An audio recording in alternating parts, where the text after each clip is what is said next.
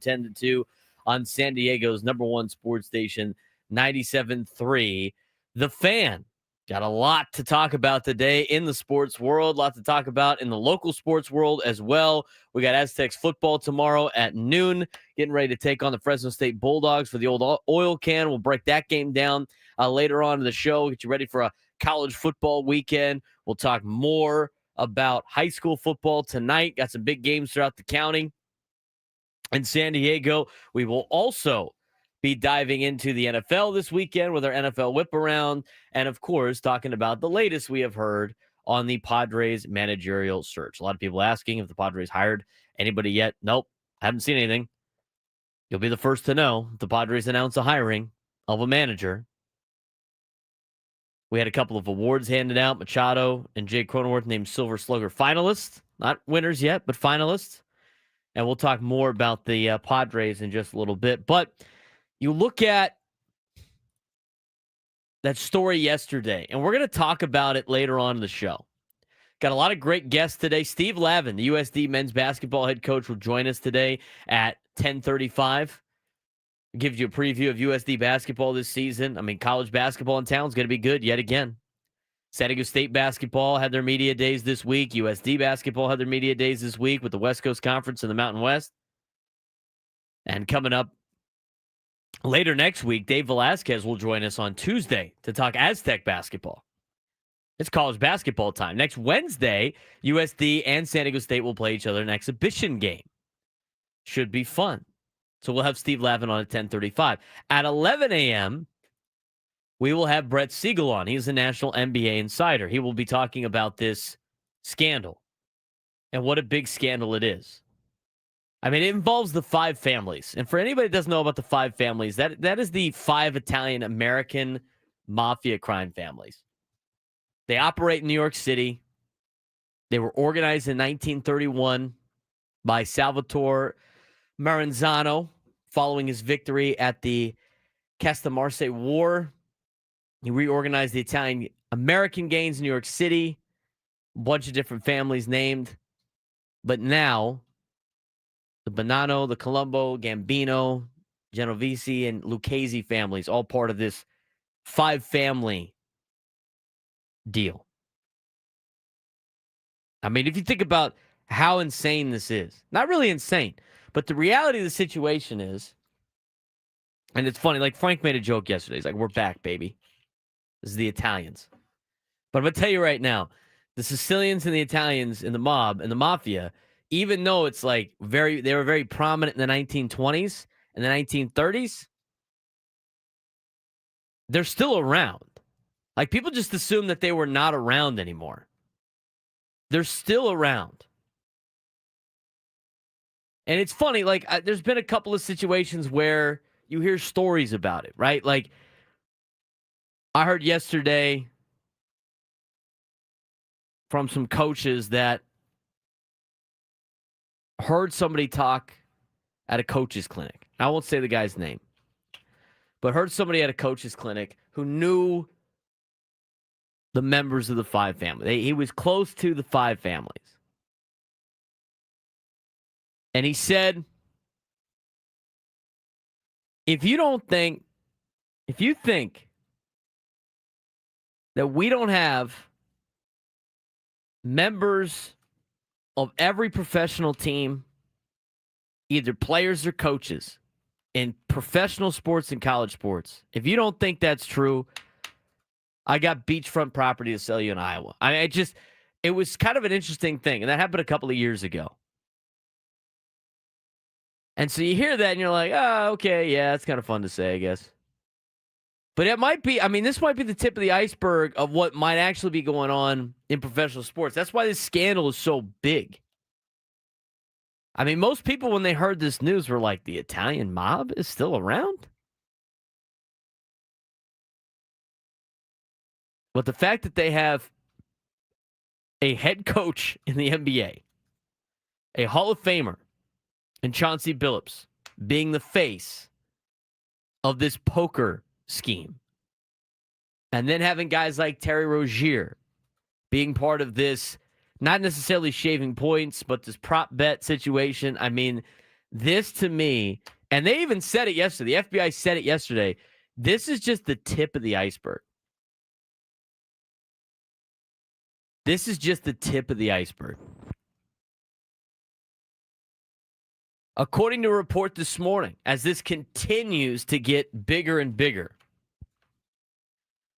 a report this morning, according to Yahoo Sports, former NBA star Kevin Garnett was among the former athletes who took part in a 2019 private poker game tied to individuals indicted in the DOJ's Operation Royal Flush per Pablo Torre. Now, whether or not he knew he was getting ripped off remains to be seen. I don't know. But all that says is he participated in some of these deals. According to Pablo Torre, updates what he had today 30 minutes ago.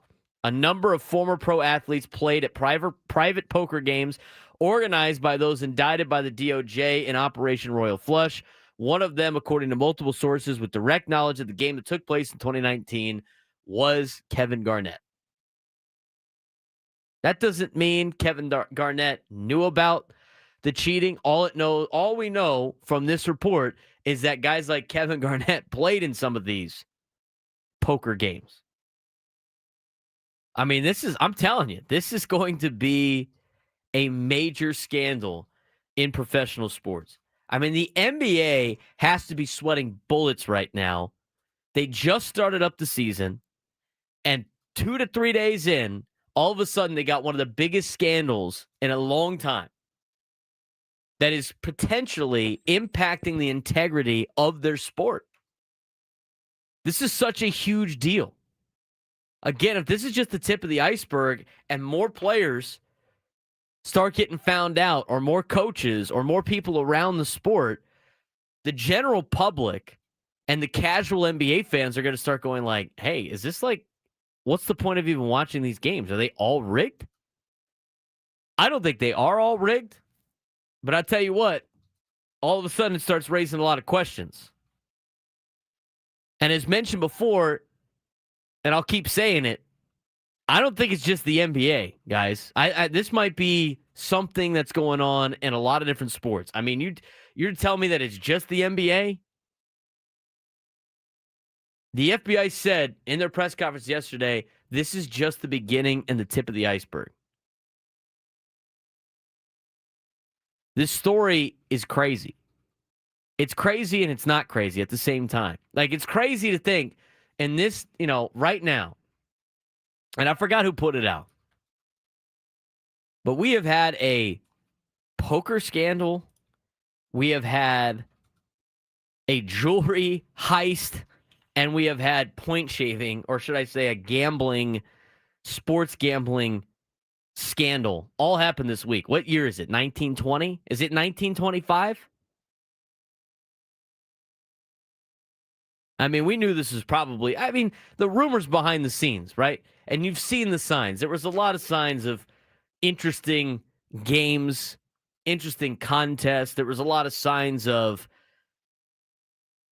people rumoring things, saying things were scripted and everything else like that. And now you got a lot of videos coming out from previous podcast episodes, previous highlights of just all of a sudden the context of the situation drastically changes. One of the videos I saw yesterday, we couldn't air it because there's a lot of cussing involved. It's from a podcast, but on a podcast, Matt Beckley, who is a professional poker player, this is from 2023. He's talking about Chauncey Billups and poker. And he goes on to explain, I wouldn't watch the clip. He talks about how some of his friends went and played in this thing. They went and played, some of his poker friends went and played in this thing and just got their ass handed to them. And they I can't believe it. Matt, I can't believe this. They are so bad, yet they're winning all the time. And Matt kept telling him, bro, they're probably cheating.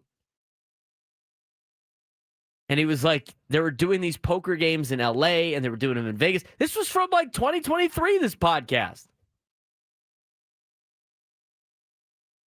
Talking about the poker scandal. You have the poker scandal going on. You have you should bet on these games because these guys are not going to play way before they end up playing. I mean, I would imagine that's probably happening all the time. The insider betting is different than like the illegal gambling, though, too. I mean, the illegal gambling makes this even worse. This is why the FBI is involved. But we're going to get more information out of Brett Siegel later on in the show. It is just such a fascinating story. And what makes it super fascinating, it's like you're watching a movie. Like everybody knows deep down, they're not surprised that this happened, but at the same time, it's just so fascinating that it's just unveiling itself live on television, on network news, with just more and more reports on Twitter. I mean, we live in a world where you just get information instantly, and this is almost like a trade deadline. You're just scrolling through, seeing who's going to have more stuff. Who's going to have more stuff?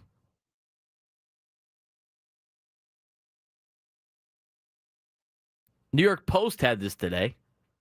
Take the New York Post for what it's worth.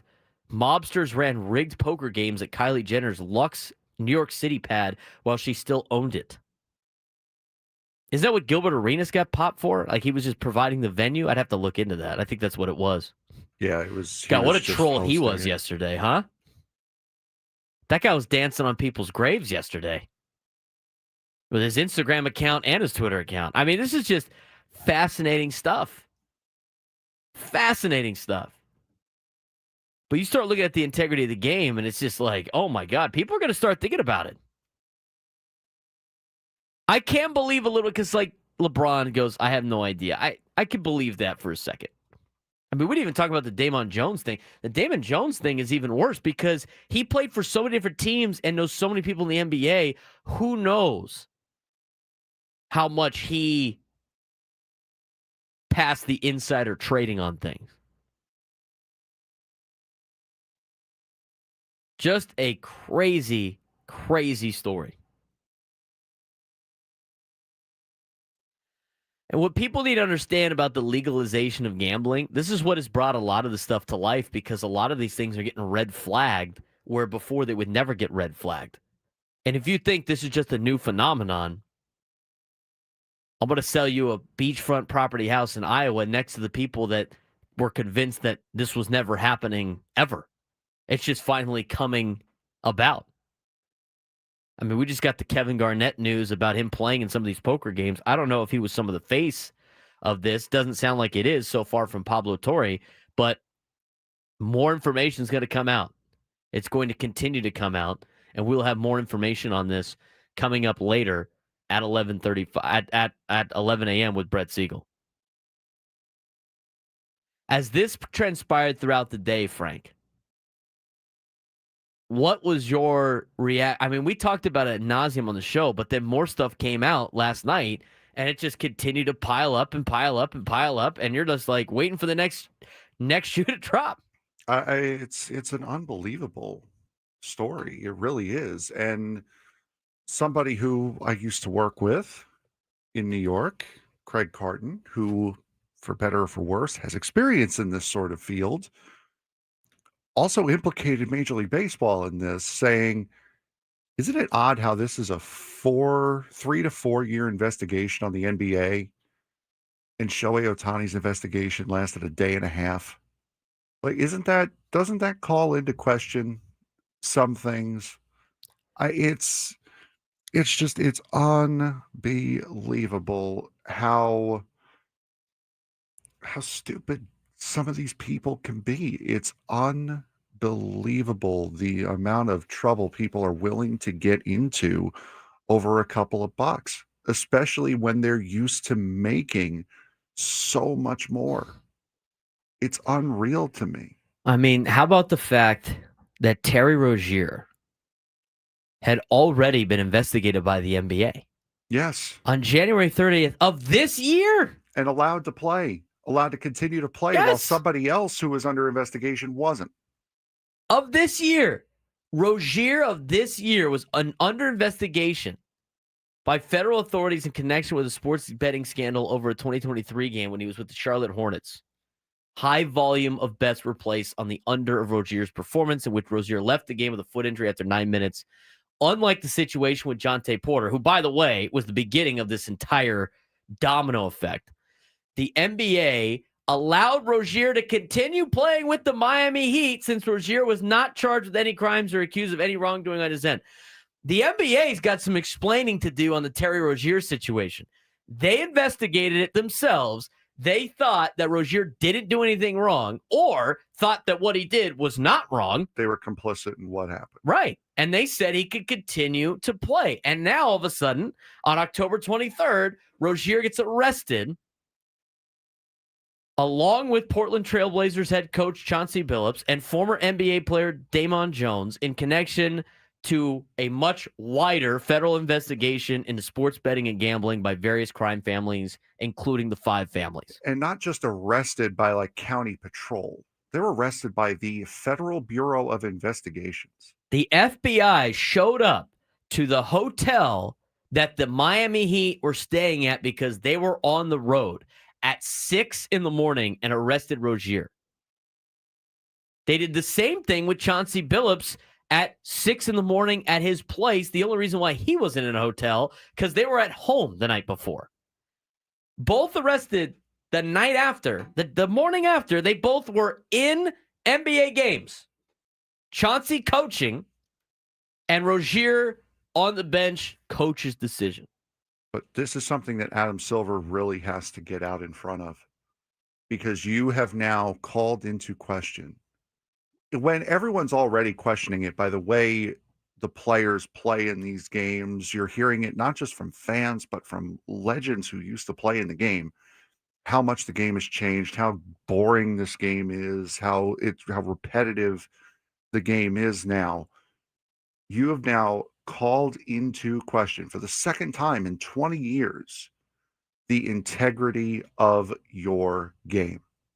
And this time it's way worse than Donaghy's situation. Donaghy's situation was bad, but this is so much worse to the scale of the involvement of the individuals and who these individuals are involved with. You have completely taken the legitimacy out of the NBA. When we come back, Brian Windhurst was on Rich Eisen, and he had some damning things to say. And we're going to play that clip when we come back. We'll talk a little bit more about this. Steve Lavin's going to join us at 10:35, talk about USD basketball. Brett Siegel will join us at 11 a.m. to talk more about this situation. We'll get you updates for the Padres, if they have any, on the managerial search, any type of rumors that we might find. But we're just getting started here on a Friday morning on the Braden Surprenant Show, San Diego's #1 sports station, 97.3 The Fan.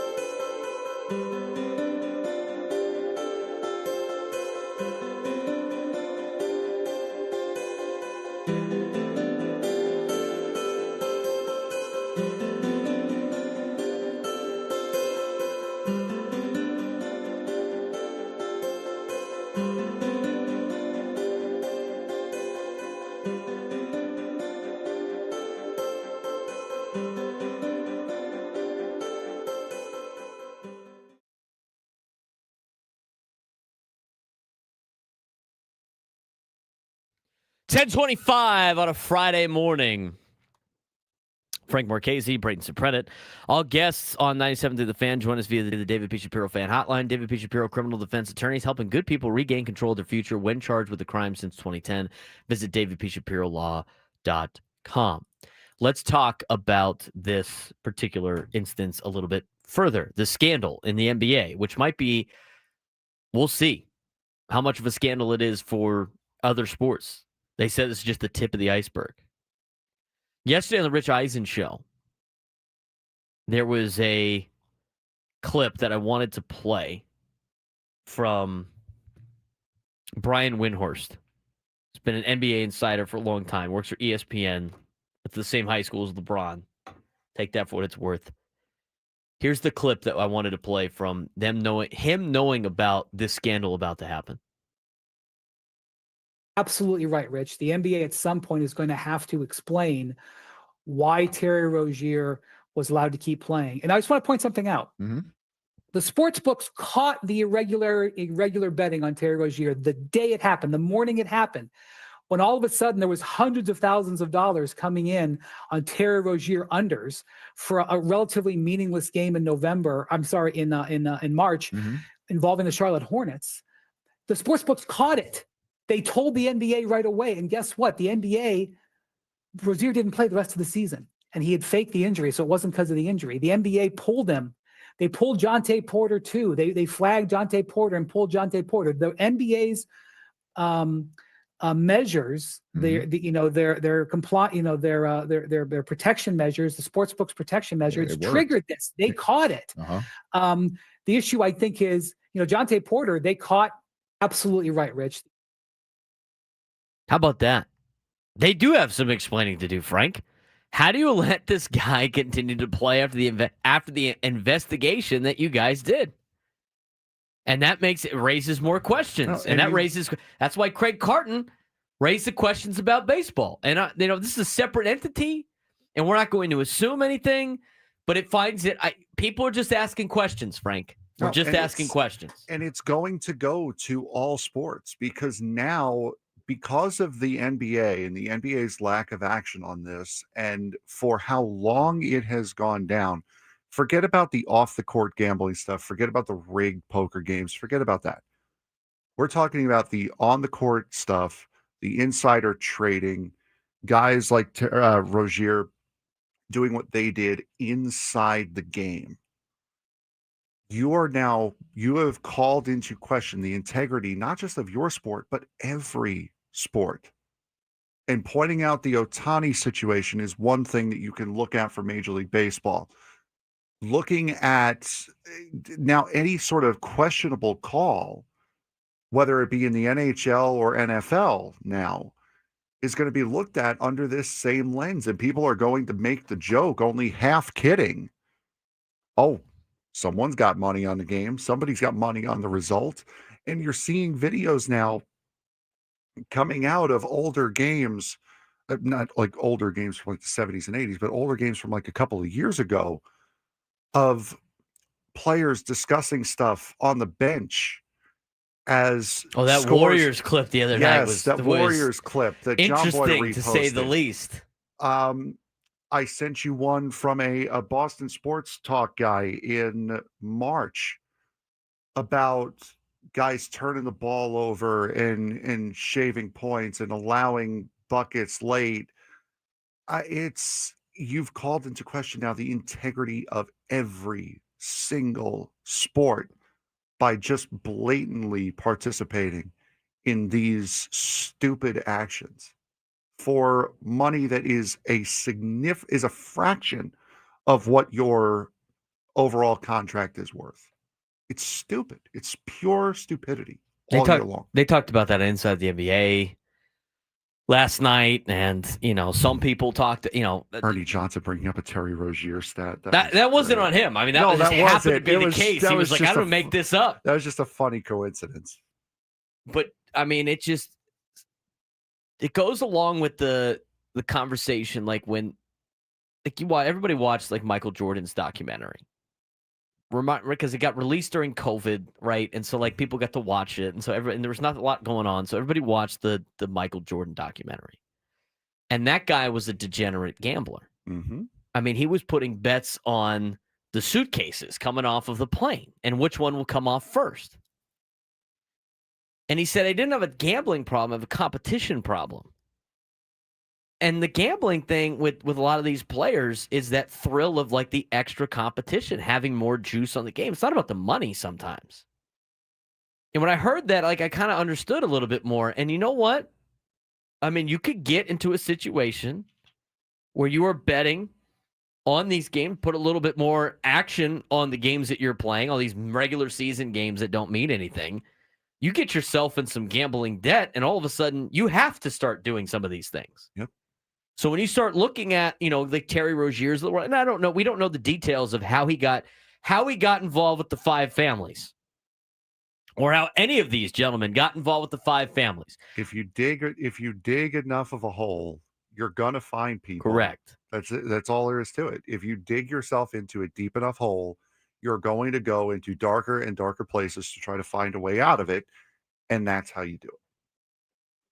But essentially, it's not that crazy that these guys that are highly competitive wanted a little bit more juice on the game for their competitiveness, and then got themselves in a situation that all of a sudden now they had to participate in some of these things. I mean, we just don't know. And who knows if you'll know the details of the next 6 to 12 months as an investigation goes on, as court cases go on. But there is it kind of brought to light a little bit to me on like, how can somebody make $26 million a year basically get close, and he's close to just throwing his life away for making a profit of tens of thousands of dollars? That's what people want to know the answers to. That's what people want to, those are the questions people are asking that they want to know the answers to. It's like, why would you even put yourself in this situation? And it's hard to find. Somebody asked what Warriors clip. It's when Peyton Jr. or Peyton the second. Is it Gary Payton the second? Yeah. He's freaking out on the bench in a 15-point game. Spreads 11.5. The Wizards, I think, hit a 3 to actually cover, and then all of a sudden they're like relaxed. The Warriors players are. I mean, Steph Curry's like covering his face, freaking out with like the last like 3 minutes of that game, or last 30 seconds of that game. It's crazy. It's an interesting story we're going to have to keep coming back to. We're going to take a break from that story and get you some college basketball. Aztecs have played a couple of exhibition games. USD has played a couple of exhibition games. They both have had their media days, and head coach of the USD Toreros, Steve Lavin, will join us next on the Braden Surprenant Show, preview the USD men's basketball season as we continue on a Friday. San Diego's number one sports station, 97 through the Fan.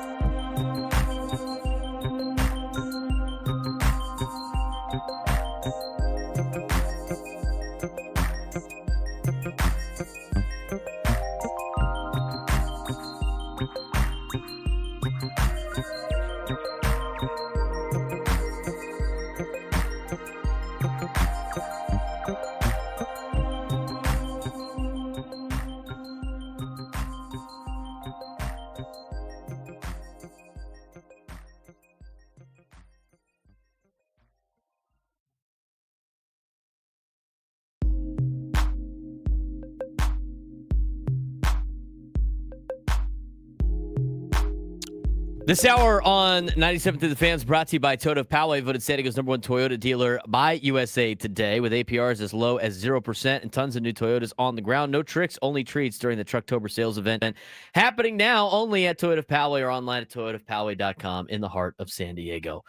We are midway through the football season. It's at the end of October, which means only one thing. College basketball is right around the corner. We got 3 Division I college basketball programs here in San Diego: UCSD, San Diego State, and, of course, the University of San Diego. Our next guest joining us on the Braden Surprenant Show is the head coach of the USD men's basketball program. His name is Steve Lavin.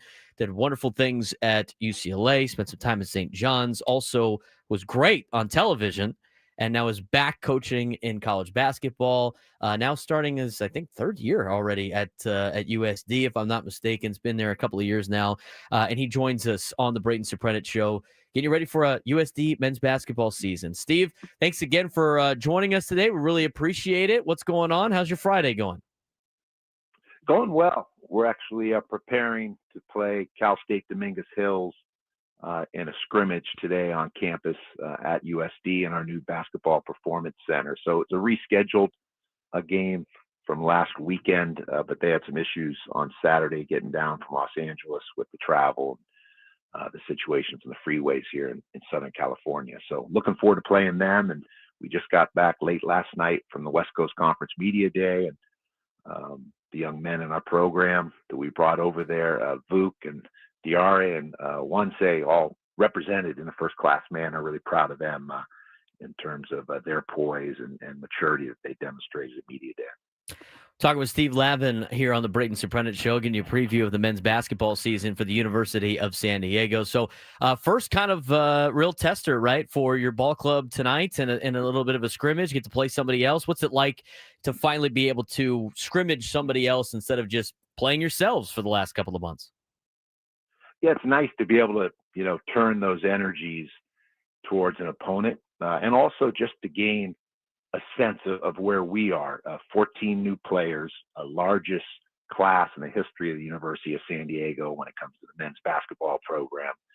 It's a diverse class, and looking forward to seeing them against competition just in terms of the way we respond. We've also got San Diego State on the road this Wednesday, which will be another terrific test for us. And so it's about getting report cards you can come back to campus with or go back to work, in this case, after Cal State Dominguez Hills in preparation for San Diego State.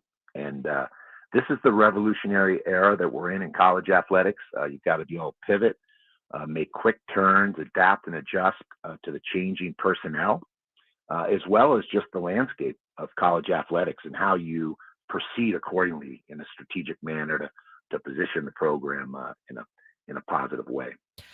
How much of that? I mean, this is you spent some time obviously being a head basketball coach. You go to TV, and now you're back coaching college basketball, and year 4 here at the University of San Diego. A lot of things have changed. I mean, for you, how much of it has been kind of a learning process to try to get up to speed with all the craziness that's going on in college athletics? And I know it's not just you; it's a lot of other coaches that have been coaching just as long as you have without taking any breaks. I mean, what's that been like in trying to adapt to what has been an ever-adapting college basketball landscape? Yeah, that's the key, the word adapt. And I think in any industry, the key to longevity and the key to success or achievement is your ability to make adjustments and having a flexible enough approach, whether it's recruiting, whether it's fundraising, whether it's the trends or the rules in the game. And so we were aware of our situation. We took a more measured and conservative approach. That's Jim Harris and our trustees and our athletic director leadership. And I think it was a wise choice. But now, after 3 years, we've made the strategic adjustments. We're in alignment with the new basketball performance center, a $35 million state-of-the-art facility that obviously returns a great delivery for our student athletes in terms of their training. It's really centralized our training. And that's been important in recruiting when you're bringing in kids, as we have this year, from Power 4 conferences, a player from Colorado, a player that transferred from Wake Forest, among many other players, coast to coast, and even international players. The wow factor when they show up and see this state-of-the-art performance center and the difference it can make in their training and in their development. And then we have the funding now with the Olay Foundation, the NIL Collective, and the revenue share that the West Coast Conference and our university opted into. And so when you have the funding, the facility, and 14 new players, it does create that sense of a fresh start, a new beginning, what we call a relaunch of the Toreros basketball program. So we're in a good place, but you got to keep adjusting. We got a lot of work ahead of us in terms of this season and building the program moving forward. How difficult is it to build a program, Steve, in this day and age when you got the transfer portal and you're trying to? Because the first year you guys brought in a lot of talented freshmen, and a lot of them left in the portal. I mean, it's hard to keep kids. You have to constantly looking around, and on top of that, you're in a town that's got two other Division I men's basketball programs. One that's been to a national championship in the recent 5 years that has a little bit more resources than you do. You got to compete with Gonzaga in your own conference at least for one more year. I mean, it's a very difficult task for you and your staff in terms of recruiting. How do you guys go about it, and just how much of a challenge has it been these last couple of years, and just trying to build and fill out a roster for USD men's basketball? Well, we now have such a dramatically different situation because for the first time, starting 5 months ago, we got in space of the revenue share and the NIL and collective with the new facility opening. And those two elements, the funding and the facility, allow us to go out and secure a really strong group, and then the largest group that we've had in school history in terms of a recruiting class. And I think it's a good thing that UCSD is going to join our conference. The fact they're coming off a good season, it's a strong academic university. And I think they're going to be a real asset. And it's good when San Diego basketball on all levels, high school, school programs, junior college programs, schools like Point Loma, Cal State San Marcos, obviously San Diego State, and the run they've had over the past few decades. So bringing that shine or that love on basketball in San Diego and the great history and tradition of this area of California, I think is a good thing for all of us. Kind of that high tide rising all ships approach, and looking at it more from a lens of abundance as opposed to competition. And competition's a good thing. And hopefully we're going to be able to play San Diego State on an annual basis. I've got a good relationship with Coach Dutch. We go back to the Big Ten in the late 80s when he was at Michigan as an assistant under Bill Frieder. And of course, Steve Fisher was on that staff, and I was at Purdue with Gene Cady. So we have respect for one another, and our careers have kind of mirrored one another in many respects. So I think we're really in a good position, and that's why there's a sense of optimism.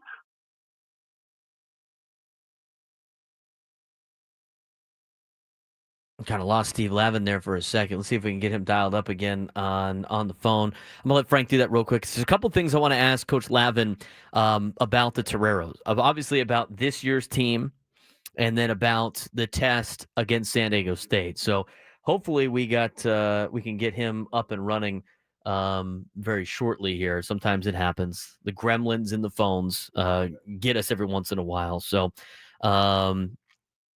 we'll see if Frank's just going to give him a call back. There he is.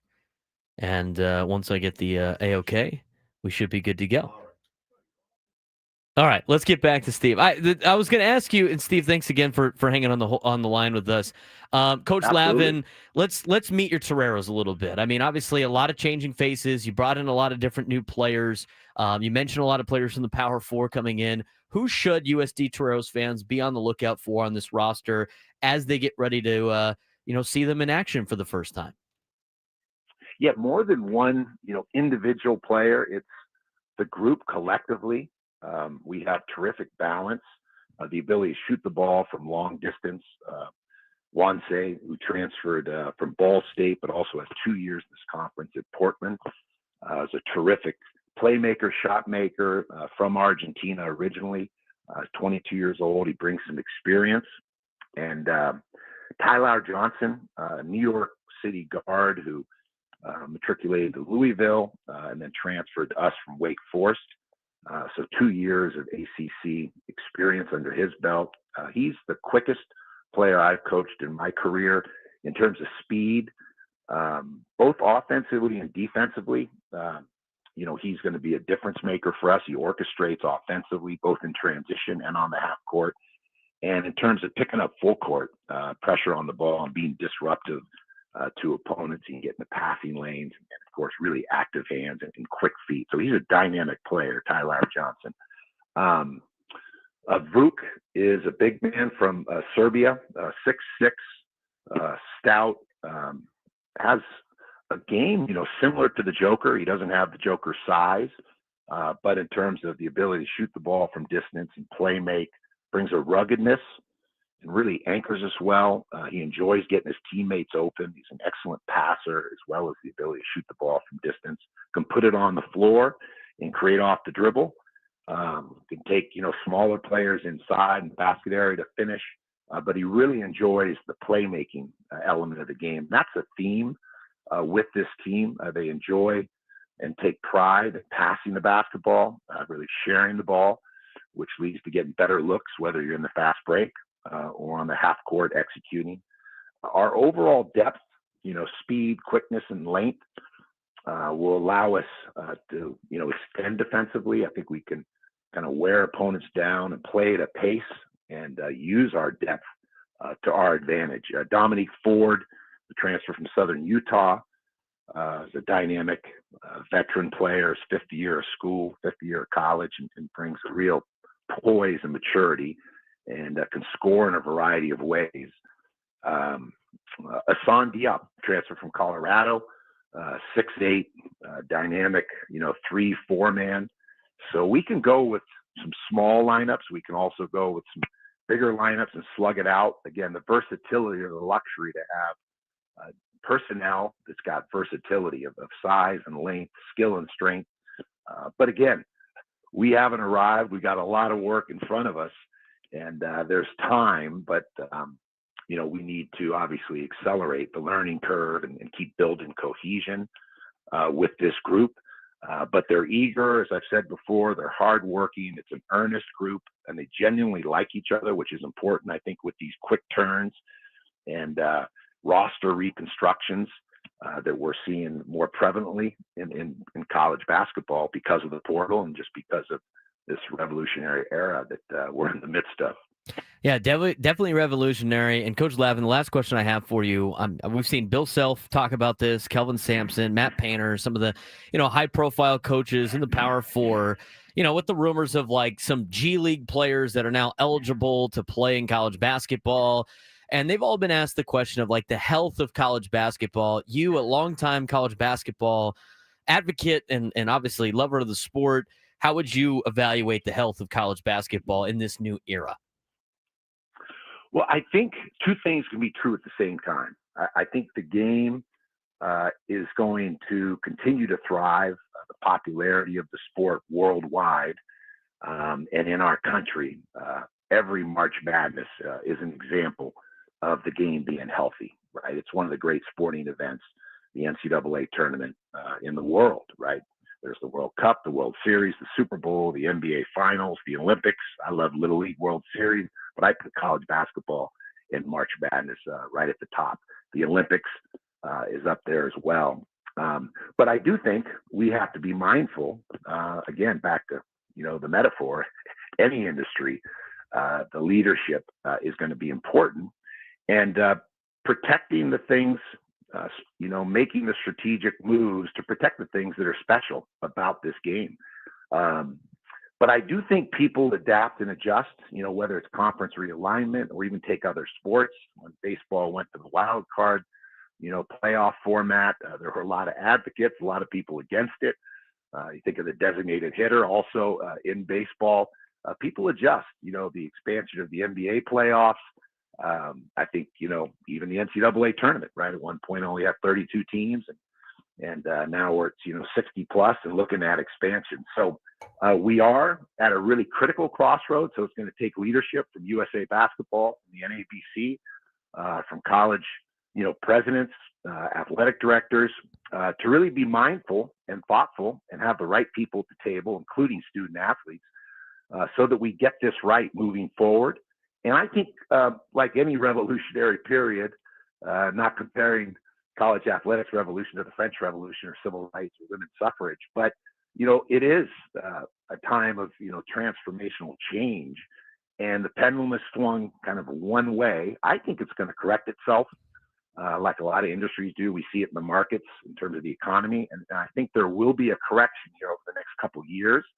But we just got to buckle up and navigate through in the meantime and really focus and amplify on the great elements that are still there in college athletics. Coach Lavin, I appreciate the time. Thanks again for sticking with us when our phone lines went down a little bit, and look forward to talking to you again very soon. I'll be there sitting courtside for most of the home games, so looking forward to seeing you guys in action this year. Love it, Braden. Always enjoy listening to you cover sports here in San Diego, and love your show. So we'll do it again. I appreciate it, Coach Lavin. Steve Lavin joining us on the Braden Surprenant Show, live and local each and every day from 10 to 2 on San Diego's number one sports station, 97.3 The Fans. Going to be fun watching USD basketball this year, Aztec basketball, UCSD men's basketball. Coach Lavin said it right. It was the health of local San Diego basketball, very high, pretty great. So appreciate that from Coach Lavin.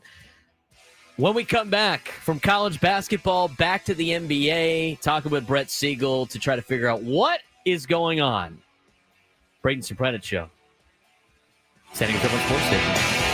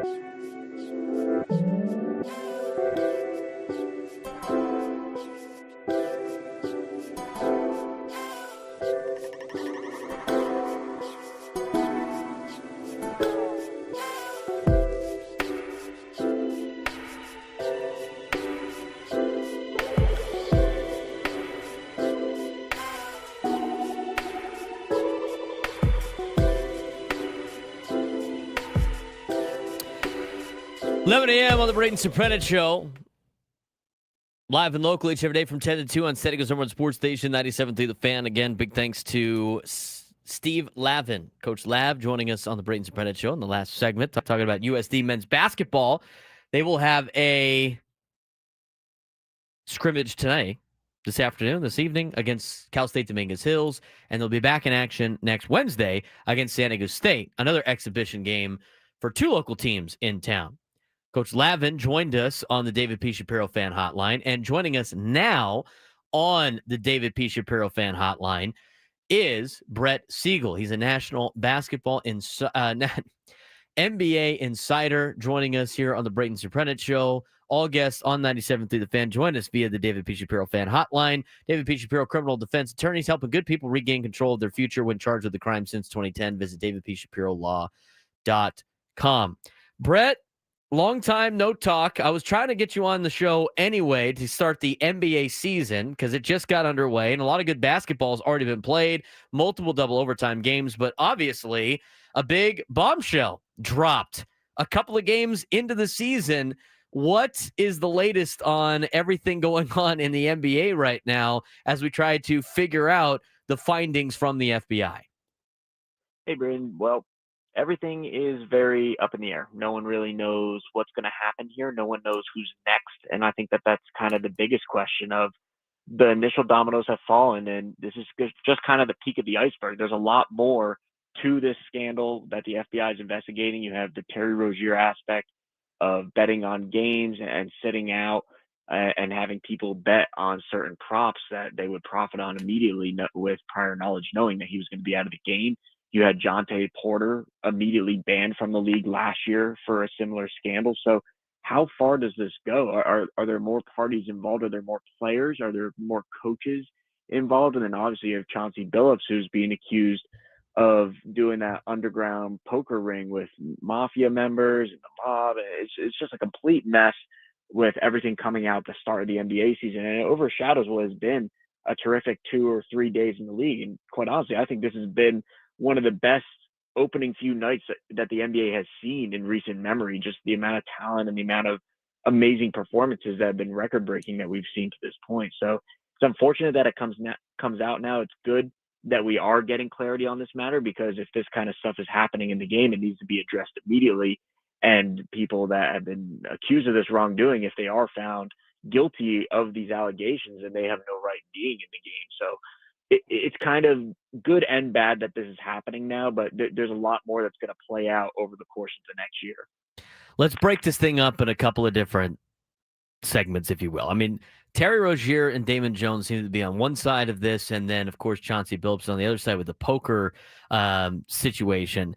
There's a lot of similarities between him and co-conspirator number 8, so he might have a little bit to do with that as well from the FBI indictment. But let's talk about Terry Rozier and Damon Jones, starting with Terry Rozier. How is the NBA as of right now, because he got red flagged in January of this year, if I'm not mistaken, for doing something very similar to this or another situation, and the NBA cleared him to go back to play. What was that situation like, and how does this new information and this, arrest impact what the NBA basically said he was cleared to play after their initial investigation in January? This seems kind of sticky for the NBA right now. Well, there's a lot of moving parts to this, and there's many ways to address this topic. The first that I'd like to point out is that at the start of every season, in the off season, the NBA has very strict guidelines, especially nowadays with all the betting that's involved in sports. They have very strict guidelines that they send out to every single team personnel member, every team, the executives, the players. They all know these rules. They know what they are and are not allowed to do. They know what they are and are not allowed to talk about pertaining to betting and player availability and whatnot. So anybody who says, oh, well, they didn't know the rules or whatever, that's just completely out of the question. They know exactly what they were doing wrong. So now when you look at Terry Rozier and this investigation that's been going on from the NBA, yes, he was under investigation by the NBA, and they followed every single guideline that they could have. They seized his phone. They talked to some people that were close to the matter that were within reason of their scope of reason for this investigation. And that's pretty much as far as the NBA can go. They're not the federal authorities. They're not police or the FBI. They can't necessarily go in and take files that weren't supplied to them or that are in connection of any messages or phone calls that they saw from Terry Rozier's phone. That's about as much as they could do. And with the NBA's investigation, as they went through that for months, they came back and they didn't find any wrongdoing on their part of Terry Rozier, the Miami Heat, the Charlotte Hornets, and that's really when it is of his time with the Hornets, I believe was the 2023 season. So the NBA, they can't really do anything else. So at that point, he's cleared from their investigation. He can come back to playing. But at that point, when the NBA said so, the FBI were still investigating Terry Rozier. He was not in the clear at all during that. And as we saw yesterday with the FBI and what they came out and said, this was a multi-year thing that they've been looking into. It took a lot of moving pieces, a lot of parts, and there was that overlap with people like Damon Jones and others who are involved in both of these scandals that wound up connecting more pieces for the FBI. So there's still a lot more that needs to come out, but from the NBA's perspective, everything that we've been made aware of and that they have told us is that they followed the proper procedures. It does look that way, that they followed everything within their guidelines to do so. So when there's suggestion of, oh, well, they may have dropped the ball on this or they didn't do it right with Terry Rozier, they're trying to cover up. I don't necessarily know if that's the case. Maybe there's something there that the FBI will find, but I highly doubt it. The NBA has very strict guidelines that they follow. They have their own investigators and people that handle this matter, and they've done a great job through the years of handling stuff like this. We're talking with Brett Siegel, who is an NBA insider, joining us on the Braden Surprenant show. So, Terry Rozier is the situation with the prop bets and, telling, the story, at least in the indictment, he told people to bet the unders for him during a game. He was going to leave said game. And then all of a sudden, all the unders hit. They spent like $200,000 on this. They made tens of thousands of dollars. And then they went back to Rozier's house and then collected all the money. People want to ask the question, like, why would somebody making $26 million a year go out there and risk everything for potentially tens of thousands of dollars? This seems to be a very, crazy story to a lot of people. But, from your perspective, I mean, why would somebody like Terry Rozier do this? Obviously, that's more of a question for him. But just, from your knowledge around the league, it seems like it seems kind of crazy to think that Terry Rozier would do something like that. And I really don't have an answer for you of why somebody would do that. In my opinion, I think that it's very dumb for somebody that is making $26 million and has had a multi-year career like him and lined up possibly for more money on another contract once he becomes a free agent to do something like this for just an extra $500,000. I mean, that's not money that he needs. He has all the money that he needs between endorsement deals and a contract in the NBA and just his legacy moving forward. And then all of a sudden this comes out just because you're trying to make a couple extra bucks on the side. For people like you or me, it would almost be like finding a $10 bill on the street. That's what $500,000 to these people is. So it's foolish. It's stupid. I don't understand it if all of it is true and Terry Rozier is guilty of this, but there's still a lot of time, a lot of stuff that needs to play out until we can definitely say he's guilty. But right now, with all this information, it just does not look like a good look for him. Let's talk about Damon Jones a little bit. I mean, a lot of people have been saying that this might be the biggest problem for the NBA because of how many teams he played on, how connected he is to a lot of big-time players. And it doesn't seem like a lot of the players, at least the ones who he got the information, of, knew about what he was using said information with, but they went from Terry Rozier, who was doing it on the court, to Damon Jones now supplying information and some insider trading that nobody else in the public would know. His situation slightly different, but he is very connected in the NBA, and that's why this situation is even scary too. What is the Damon Jones situation as part of this indictment? Yeah, The Athletic had a great report about it, of Damon Jones giving information about the Lakers players being out against the Milwaukee Bucks. I believe it was a 2023-24 game. I don't know the exact date of that one, of their reporting there, but The Athletic came out with a great piece talking about how he gave out insider information that LeBron was going to be out, other players are going to be out, and told people to basically take the Milwaukee Bucks who were playing the Lakers that night. The funny thing about it the Milwaukee Bucks went on to lose and the Lakers won. And that's where I think that you can have a little bit of a chuckle about this, even though it is still illegal activity, is the fact that these people that he told to bet on the Lakers to lose, well, the Lakers won and they were demanding money back from him. So that's just one side of stuff that he's being accused of there. But it's just a mess. And there's even more documents that have come out, and one of which, and I know you mentioned it earlier, kind of throws Chauncey Billups in this as well of, well, did he potentially give out information that Trailblazers players weren't going to be playing in a game, and then they didn't, and it seemed like that they were in quotes tanking during that game, resulting in the other team winning by 20 or 30 points. So this is stuff that the FBI is all going to look more into. They're going to be subpoenaing people throughout the next few months. They're going to be getting more information both from the NBA and these teams respectively. And like I said, it's just the tip of the iceberg. We just have very minimal information right now, even though it's very detailed. And until we get more information and we hear from more of these sources and more people that talk with the FBI and are willing to cooperate, right now this is kind of all that we're dealing with, and we have to take it with a grain of salt. Let's talk about the Chauncey Billups situation. So Chauncey Billups is, again, there's some things that line up that could be Chauncey Billups as co-conspirator number 8, but it's still mentioned as co-conspirator number 8 and not his name. So people can make whatever type of connections that they want. But what he is being listed as and indicted for is this poker scheme that involves the 5 families, Italian mob. And this is a mess in itself that is completely separate from games in the NBA. What can you tell us about this poker ring that Chauncey Billups got himself a part of? It's wild. I mean, you're talking about having x-ray tables where they could see the cards. You have special glasses that are able to, I guess, blacklight and see through the cards to know what they have. You had these fake card shufflers and dealers that when the card was given out, would basically send a signal, and this is coming from the FBI documents, to somebody that wasn't in the room, and they labeling them as the quarterback, who would then give information back to somebody else in the room, so they would know exactly who had the best odds of winning a hand or stuff like that. It's quite interesting to think about, because this is almost seems like a movie script in a way, something that you would see in a giant heist movie or an Ocean's 11 type situation. And now it's real life, and we're actually talking about this being a real scandal with real figureheads in the NBA, and it could be even more people than we even realize. So it's a mess. Chauncey Billups, you're looking at him missing the whole season. I just don't see a scenario in which he gets cleared of this within the next 6 months.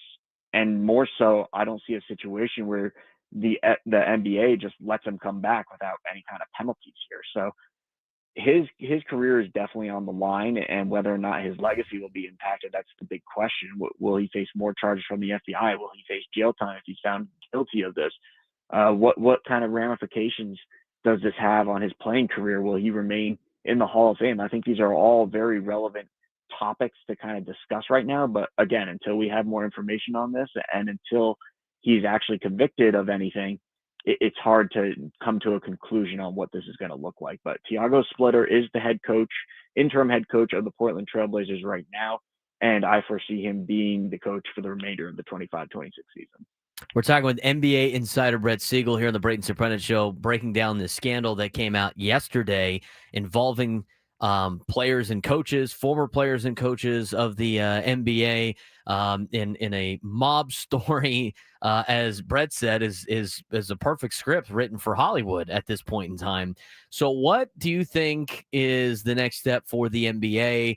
They just started their season. They're going to try to, obviously get in front of this as much as they possibly can. But as more names might trickle out, what do you think the aftermath of this is, and how do you think the NBA will respond? Well, the NBA has responded very clearly to the FBI that they are fully cooperating and they are willing to do whatever it takes to make things right on this topic. And not necessarily because they've done any wrongdoing. It's just they want all the right information to come out as well. And they also want to be on the right end of this, because this has been happening in their league behind their backs without them knowing. So they want to be able to get to the bottom of it. They want to be able to get the information that they need, and they're going to fully cooperate with the FBI's investigation here. And that's basically the word from the NBA. I wouldn't say that there's genuine worry around the league office, but from the people that I've spoken with over the last 48 hours, it's just there's genuine concern about what this means for the state of the league moving forward, because nobody knows what other players are involved, if there are other players involved, and if there's any coaches or anybody high up in the league office. So all this information is going to be coming out over the course of the next year and heading into 2026. And really, until we know what this next step looks like, and until more information comes out, it's just kind of the wait and see type of game right now. Well, tonight, we'll see if there's any. I mean, how do you think the Trailblazers are going to be able to handle this? Have they canceled media availability again today? They got a game against the Warriors tonight. It's going to be interesting. I think that there's going to be obviously response from the fans, but when you're a player in this league, you have an obligation, and they do have a nice blend of young and veteran players, guys like Drew Holiday, Robert Williams III, Damian Lillard. They're going to be able to talk with this locker room. I'm sure that they've already had a players only kind of chat about what they can talk about, what they're not going to talk about, what the mentality is. So I have no doubt that they're going to come out and just kind of play basketball as they normally do. But yeah, I think this is definitely going to take a toll on them over the course of the season, because you worked all off season long with Chauncey Billups. You have a lot of hype coming into this year after the way that you finished the 24-25 season, and now you're without your head coach. You're kind of lost in a sense of what the future is going to look like, and you're just going out and playing basketball. So what's that going to look like for them as far as their potential playoff path? Do they still have a chance? We'll see what they look like over the course of the next few weeks. But I think it's definitely going to take some time for them to get used to this. And there's going to be a steep learning curve for this group now, given that all the assistant coaches now have more responsibility and they can't focus on what they were supposed to do with Chauncey Billups there. Just a fascinating story. And Brett, we appreciate the time. I know you've been probably busy as all get out, but hopefully next time when you come on, we actually get to talk about a little bit more of the basketball as opposed to some of the scandals, because there's been a lot of great basketball to start the season. But Brett, I appreciate the time. I know you're a busy man. Thanks again. I look forward to talking to you again. Sounds good. I appreciate it. Thanks. Brett Siegel, NBA insider, joining us on the Braden Surprenant Show. San Diego's #1 sports station, 97.3 The Fan. I mean, what do you think the scene in Portland's going to be tonight? I mean, they're lucky that their first game back is in Portland. Yeah, Because they're if on it the was- road. It's if even it was worse. anywhere else, it was going to be. Hey, the Blazers are in town to take on the New York Knicks. Oh boy! Could you imagine if they're in like a major media market? I mean, they're in Portland. I mean, that has to. What is that? The smallest city market in the NBA? If they were playing in New York, if I were a player, I'd be like, can we not tonight? Like, can we just go to the next one, please? Can we just not? I think we got media availability Or tonight. They can only do Boston. that so many times. Media availability for the Trailblazers. Can we jump on the Zoom call for that? Did we count? Unfortunately, we got a company memo earlier today that Zoom is not working properly today. How convenient. All this gambling stuff, and Otani leaves the country. You know, that was the funniest meme I saw. It's a very convenient time. That's right.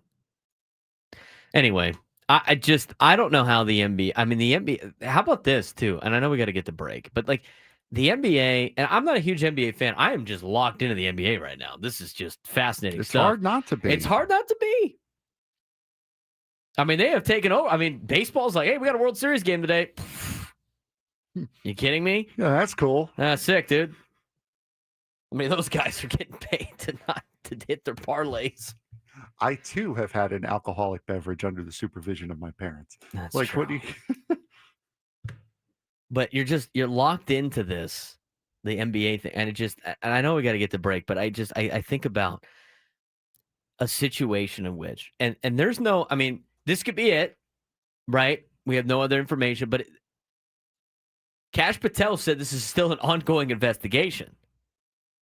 I mean, there could be more arrests happening throughout the NBA. There could be more arrests happening in other parts of professional sports. I mean, Anybody that knows that they were involved with this or did something like this or knows the 5 families in professional sports has to be sweating bullets right now. We'll go to break on this. You've heard the Dave Ramsey show, right? Whether on purpose or by accident, just surfing through the If you showed me a picture, maybe.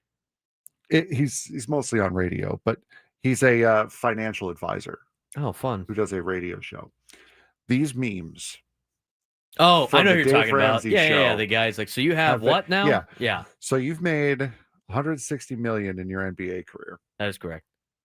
And you're now facing a federal indictment for rigging a poker game to make $200,000. That's right. All right. And he's got his face is just all like angry. Yeah, there's so much more in the aftermath of this. I mean, we're trying to give you updates on what's going on with the Padres. There is really nothing, just all quiet on the Western Front. And in terms of the managerial search, and we wanted to make fun of the Angels for only giving Kurt Suzuki a 1-year deal and all these other things, but I've just been enamored with the NBA story.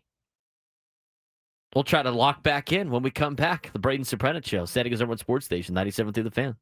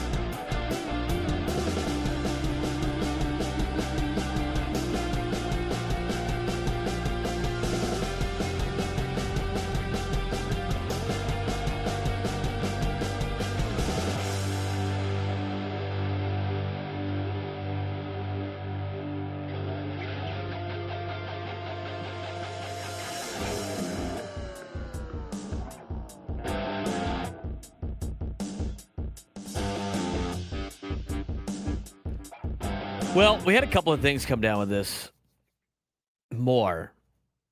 And honestly, it leads to a very important question in the National Basketball Association. In the National Basketball Association. Shout out to Chainsaw from the DSC back in the day. I used to listen to that show all the time as a kid. I remember listening to that show driving to school every day because my mom would listen to it. I used to love that part of the little sports update that Chainsaw would do. In the National they play a comedy clip. Skip-Ball Association. And give you the three or four NBA scores. So great. So great. Dave Shelley and Chainsaw Show. A long-running show in San Diego. It was great. Reminds me of driving, literally hitting every red light on Pomerado Road from Scripps Ranch to St. Michael's. The DSC show. Dave Shelley and Chainsaw. Shout out to them. All right.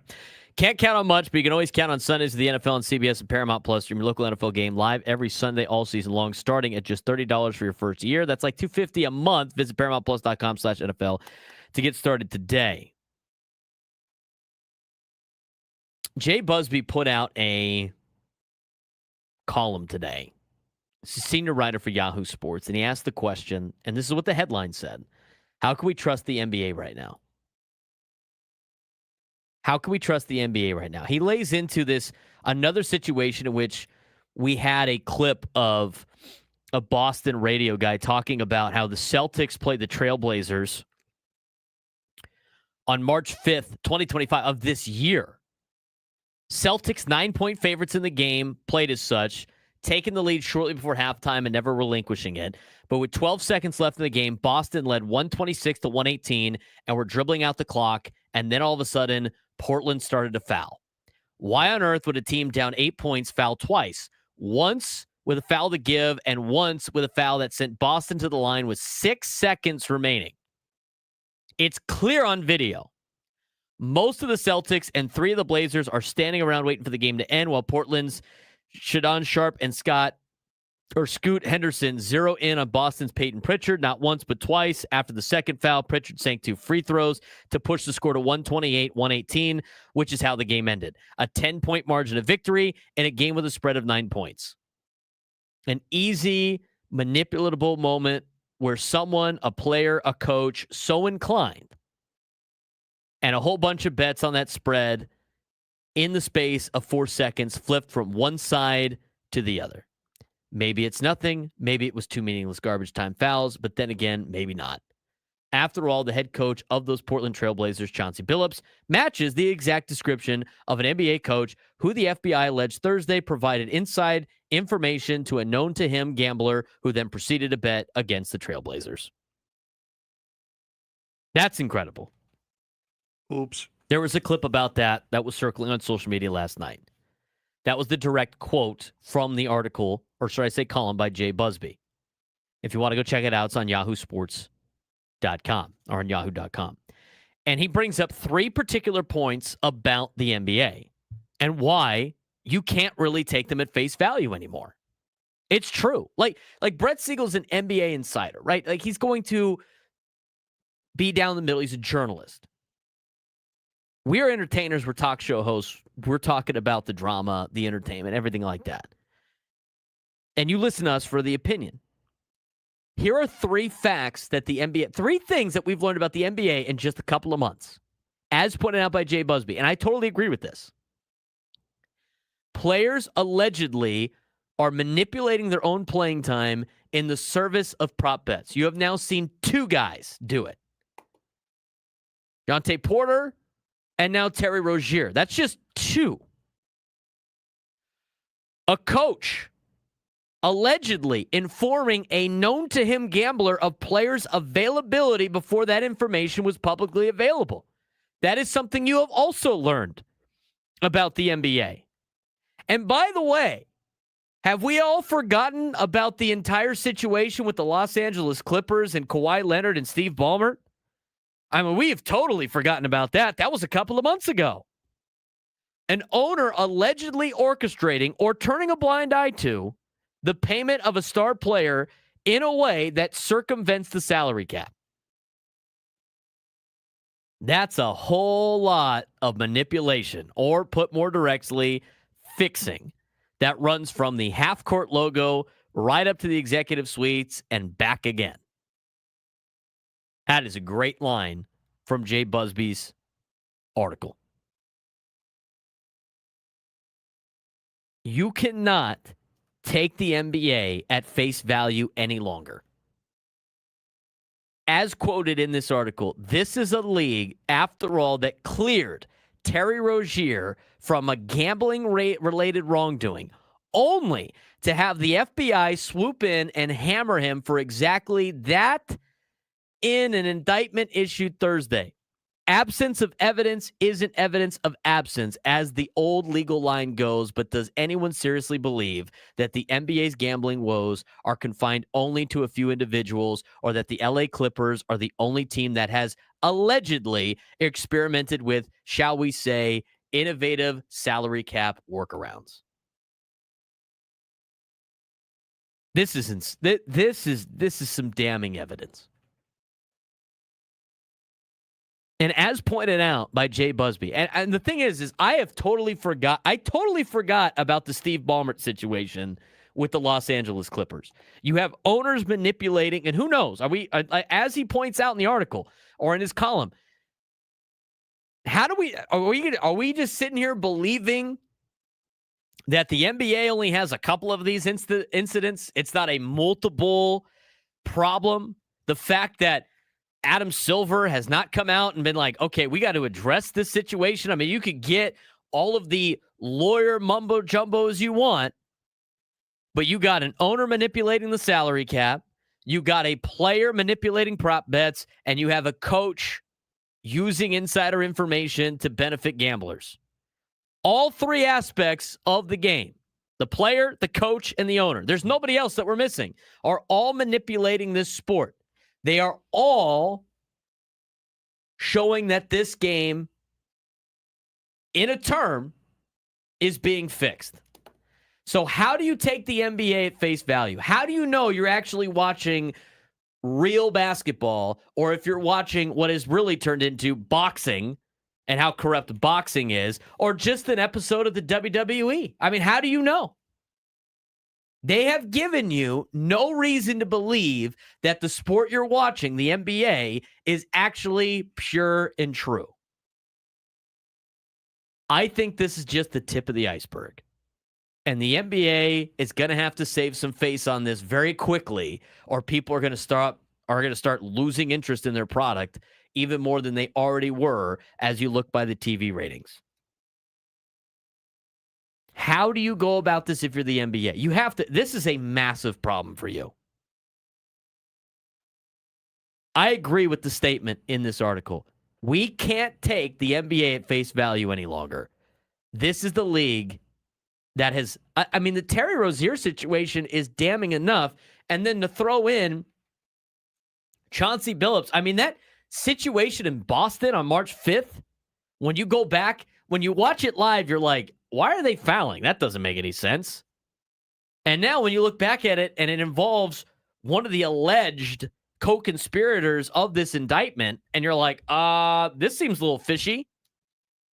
Frank, how do you watch an NBA game now and not think in the back of your mind that this isn't a pure basketball league? You don't. You can't.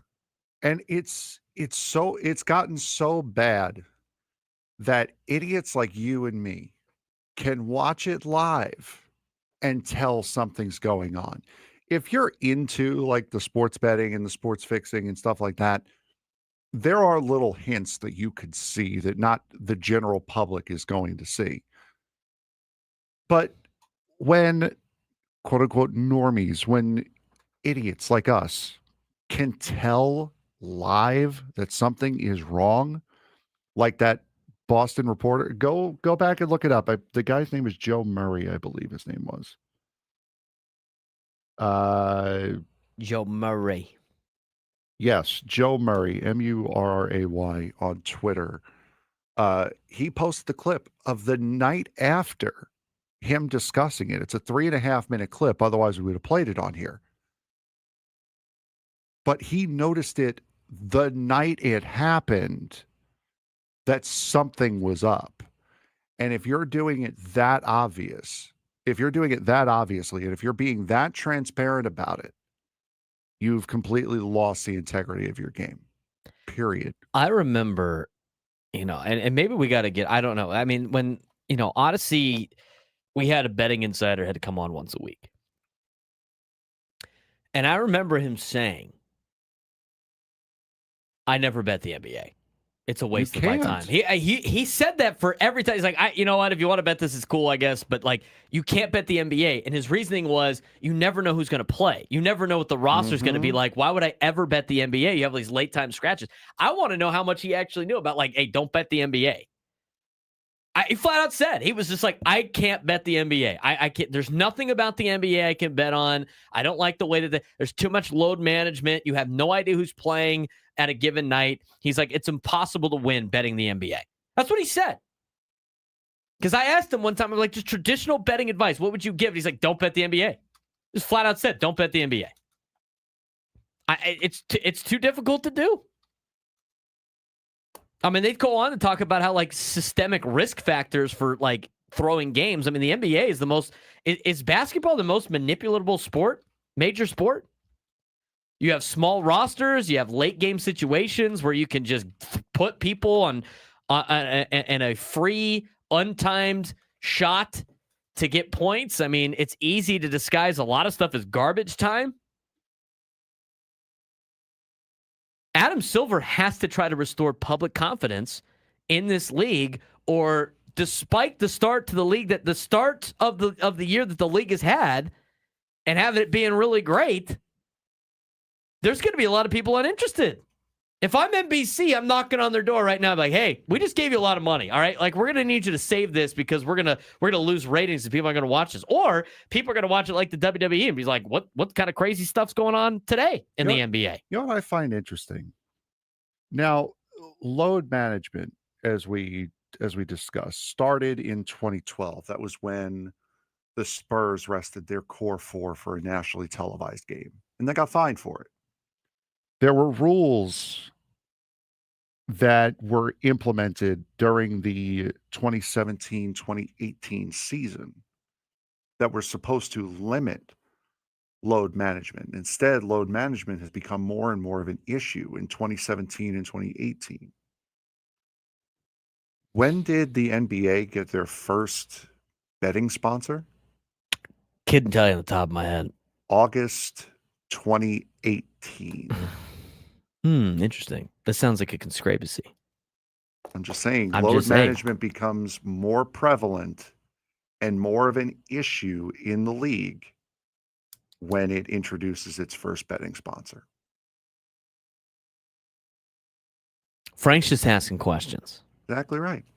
But again, I agree with this, Colin. I don't know how you can watch the NBA and be like, this is all, there's nothing going on. I mean, how do you have any faith in this league right now? And here's the thing. It's just right now it's the NBA. But just wait. I mean, if there's more names coming out and there's more to this investigation, I mean, this is not like we're investigating Terry Rozier. This is not we're investigating just Chauncey Billups. This is we're investigating the five families, the Italian mafia. That is who the FBI is investigating, right? That's the big fish. Am I wrong on that? I would imagine that's probably the case. Yeah, and that's why that's the big fish. That's why these investigations take so long, is because, okay, we got this guy. Now where's he going to lead us? And they don't press charges unless they got something. It's the FBI. It's not like the local authorities, right? I mean, these guys they're putting in a lot of time and effort into getting this done. They need a conviction. And they're going after the crime families, right? They're going after the illegal betting schemes and all this stuff. And all of a sudden these names start popping up. That is what this is. That is what this is for. So when you look at it, and we're talking about the NBA right now, but I'm telling you right, I'm telling you right, do you think that the five families don't have people in the other leagues? You're crazy. There might be some stuff coming out with them in other leagues. It might not just be the NBA. That's why this is so fascinating. This is a big bombshell in the sports world. This is a gigantic scandal. And we'll continue to talk about it the more news we get, and we continue to get more news as the day goes along. Speaking of news, when we come back, we'll get to the sports thread. We're super late, but you know what? There's a lot to talk about today on the show. Braden Surprenant Show, San Diego's number one sports station, 97 through the Fan.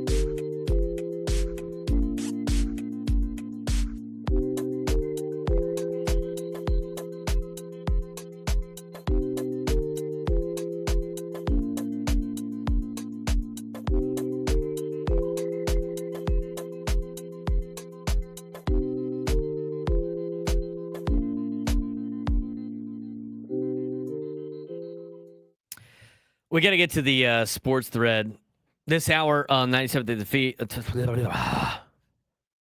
Bleh. It's a Friday. It is. And then, I get cotton mouth every time I drink a coffee. They say never drink coffee when you're on air, and I do it all the time. And Every day. And I go, bleh. Multiple cups of it, too. That's a lie. Not multiple. Brother. Sometimes I do. Come on. Sometimes. Today, this is one. This is one. This is one Yeti. The Army beat Navy, apparently. The Army Cup today. I have a Navy one, too. This is from the Army-Navy game. Some information on that to be determined in the future. You, too, Frank, might get one of these cups. We're in Navy town. Why are you promoting the Army? I just have the Army one today. I have a Navy one, too. Every time I go to Army-Navy, I buy one shirt or hoodie, depending on how cool they are. And they're usually super cool. I get one of each to rep at softball and on the show and everything like that. So I can't wait. It's a Navy town. You're repping Army stuff. There's Army people here, dude. That is a foul. Too. There's not any Army bases, but there's Army people here too. I know people on both sides. My relatives were Army members. Tano Latuli, who's at San Diego State, was at Army. So I had to rep more Army when he was at Army, of course. We didn't have any players in Navy. But I like to rep both. We are also the affiliate of the Navy midshipmen. Exactly. Double. He draws the foul. Repping Army on the flagship of Navy football. I'm just trying to stir the pot for the Army Navy game. Is that so wrong? I'll have Navy stuff next week. I probably had the Navy Cup yesterday and had no idea. Have it all the time. All right. We do got to get to the sports thread, but I do have somebody brought up that player, the Vanderbilt guy I told you about. I have the article on that. Reading through that now, after the information today, makes that story even crazier. I remember reading that story, and it was released on March 2024. I remember reading that story and people in this building going like, you don't honestly believe that, do you? You bet your ass I do. Absolutely. Am I taking a victory lap? Kind of. Is it kind of a sad victory lap? Yeah, because it's kind of sad that this is happening. But you reread that story, I'm telling you, you're going to be like, you think this is just the NBA? You think it's just the NBA? You think it's just the NBA? What else is going on in the sports world? Let's get to the sports thread. You know that group chat? The one that's always blowing up with the biggest sports takes, debates, and breaking news? You got barbecue back there, and you didn't invite me? Yeah, we've got that too. Welcome to the Sports Thread, where we break down the top 5 stories in sports, just like you would with your crew. Oh, no! Disaster! What a bad idea! No filters, no silence, just real talk.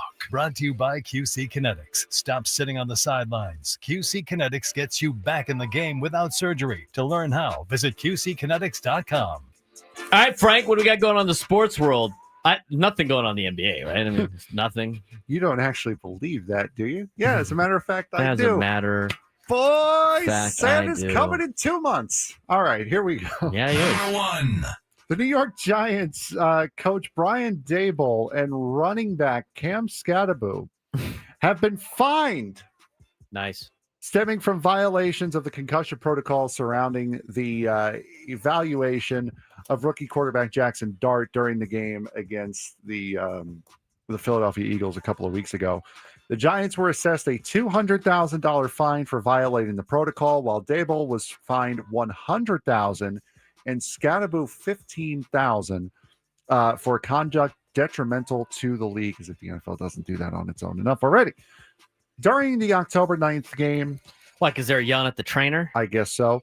Against the Philadelphia Eagles, Jackson Dart grabbed his head on the ground after taking a hit in a third quarter sack. Correct. After Dart was taken to the blue tent to be evaluated, Daboll approached the tent and poked his head in. Skattebo also went into the tent, which is where the fouls come from. So the fines come from. They're getting fined because of the optics of it. Yes. Because they don't, I mean, he said he was checking on this guy, but he was adamant about it. He was upset. And it doesn't help that the Giants fans were booing Russell Wilson at the same time that Brian Daboll And Cam Scatterwood was like, bro, you got to get back out there. We're getting killed out here with the fans, the Giants fans. You know what? The Giants fans should be fined. How about that? Brother saw Russell Wilson throw one pass and started screaming at the head trainer. In that order, he saw him throw a pass and then started screaming at the head trainer. Scatterbo should get a fine for the detriment of the health of the NFL. Or what was it? What was the term? Detriment to the NFL, like the brand of the NFL, or something like that. Yeah, detrimental to the brand of the NFL, yes. Scatterbo should just do that just for banging his head against the wall all the time. Guy's just constantly banging his head against the wall. What else we got today very quickly? Number 2. The SEC has suspended longtime referee Ken Williamson for the remainder of the season in the wake not for betting, just for being bad. In the wake of his Cruise performance, the entire Cruise performance in Georgia's 20-10 victory over Auburn on October 11th. Williamson, who was the crew chief for that game, told the SEC officials prior to the opening of the game that he was going to retire after the season. The SEC declined to comment on Thursday. The SEC does not comment on personal matters. A league spokesman said Williams did not respond to text messaging asking for a comment either. We are asking a lot of questions on the show this week, huh? Boy, oh boy. From Mission Hills High School to this particular situation. What was the spread on that game? Oh, stop it. Well, no, now it's now you got to ask, right? It's kind of prevalent now. Jeez. Find Jackson Dart on Scattaboo and Dable's fantasy team? He must have been. Yeah, he sucked. That ref sucked in the game. He got suspended for the rest of the year. Who knows what now I can't look at any of these stories any differently now. Let's see. Gamecast. Orthodox Evans brings up a good point. You called what Russell threw a pass?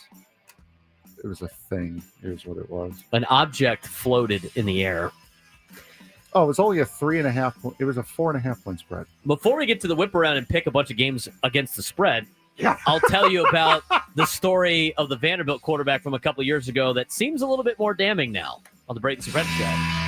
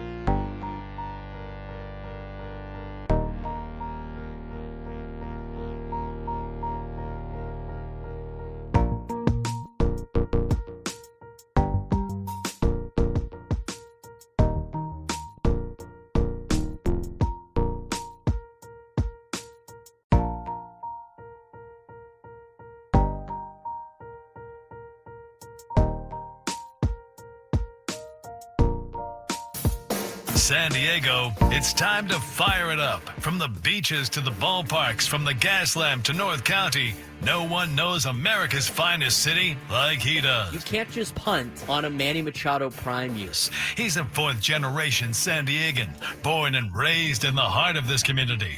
Passionate, opinionated, and always bringing you the real talk on your teams, your city, and everything in between. Braden totally knows his stuff. He's ready for the next step. That guy is good. Live and local, it's the Braden Surprenant Show. But I think Braden's one of the up-and-coming young stars in the media game in San Diego. Now, here's your host, Braden Surprenant. We've had a heck of a show today. I think we've been we have like 2 time frames that we can break at, and we have broken after the second break time for like every segment because everything's been jam-packed on the sports gambling news. And just a little bit, we're going to get the NFL whip around where we pick every team with the spread or against the spread. Fun stuff. I know that station does work with Soapy Joe's. I believe our chief bubble officer is Tony, isn't he? Yeah, is working on the next show. Yeah, what's going on? Do you need a car wash or something? I did. I just got a $5 Magic Joe car wash because I got an email. They have an Eminal Halloween costume vote going on right now. Interesting. And if you vote in that, you get a $5 car wash plus $1 gets donated to an animal shelter. How about that? So it costs you nothing to vote. You get to see a couple of cute cats and dogs in Halloween costumes. Vote on your favorite. Interesting. And off you go.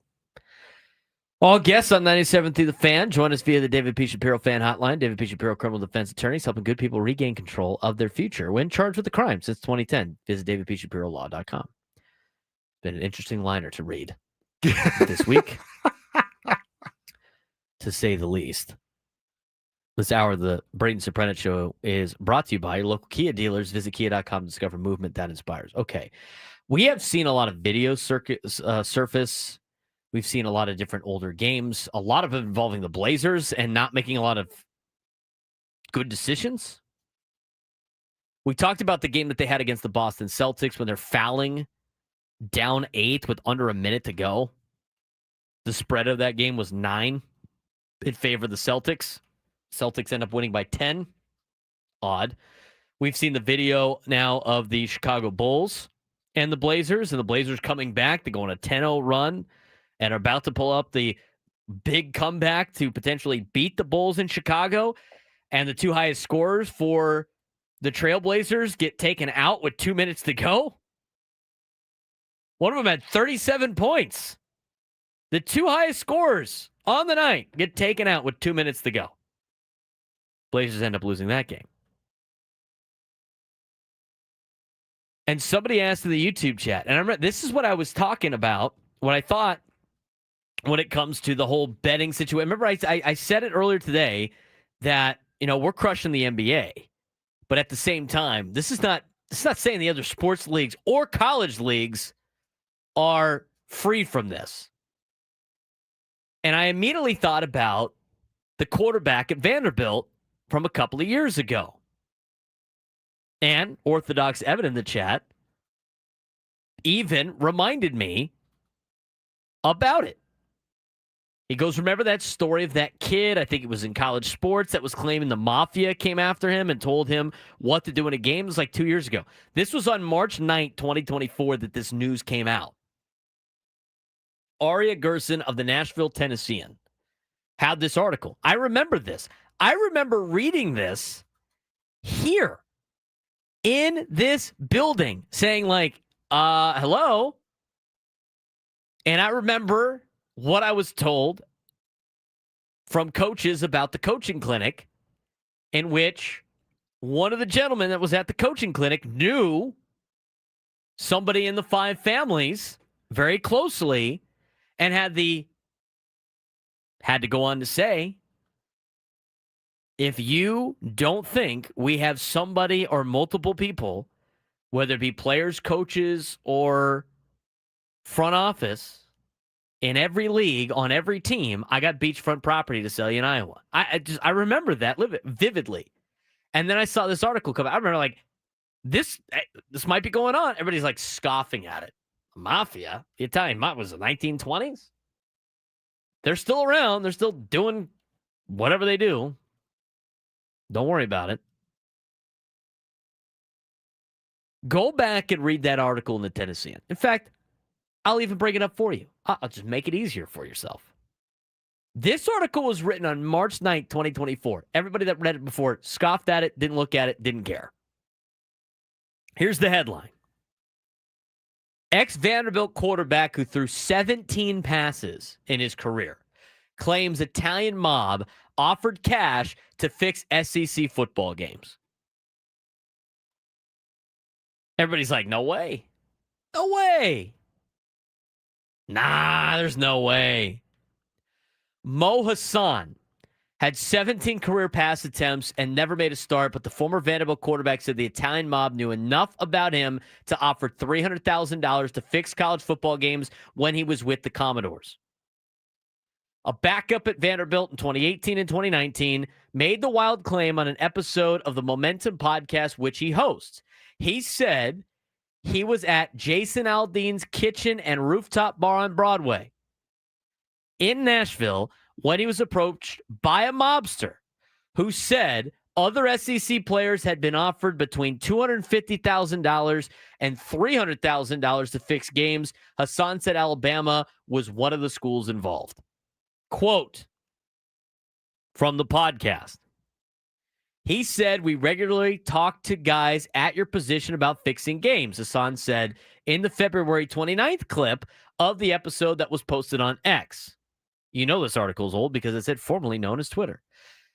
He named guys in the SEC who I don't want to say their names because they're in the NFL right now, but University of Alabama, I'll tell you that. He said almost every game in the SEC is rigged. A spokesperson for the Vanderbilt football program declined to comment on Hassan's accusation. An SEC spokesperson did not respond to a request for comment.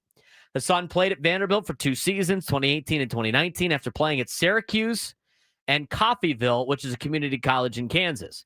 He appeared in 7 games and went 11 for 17 for 158 and 1 touchdown before transferring to USC.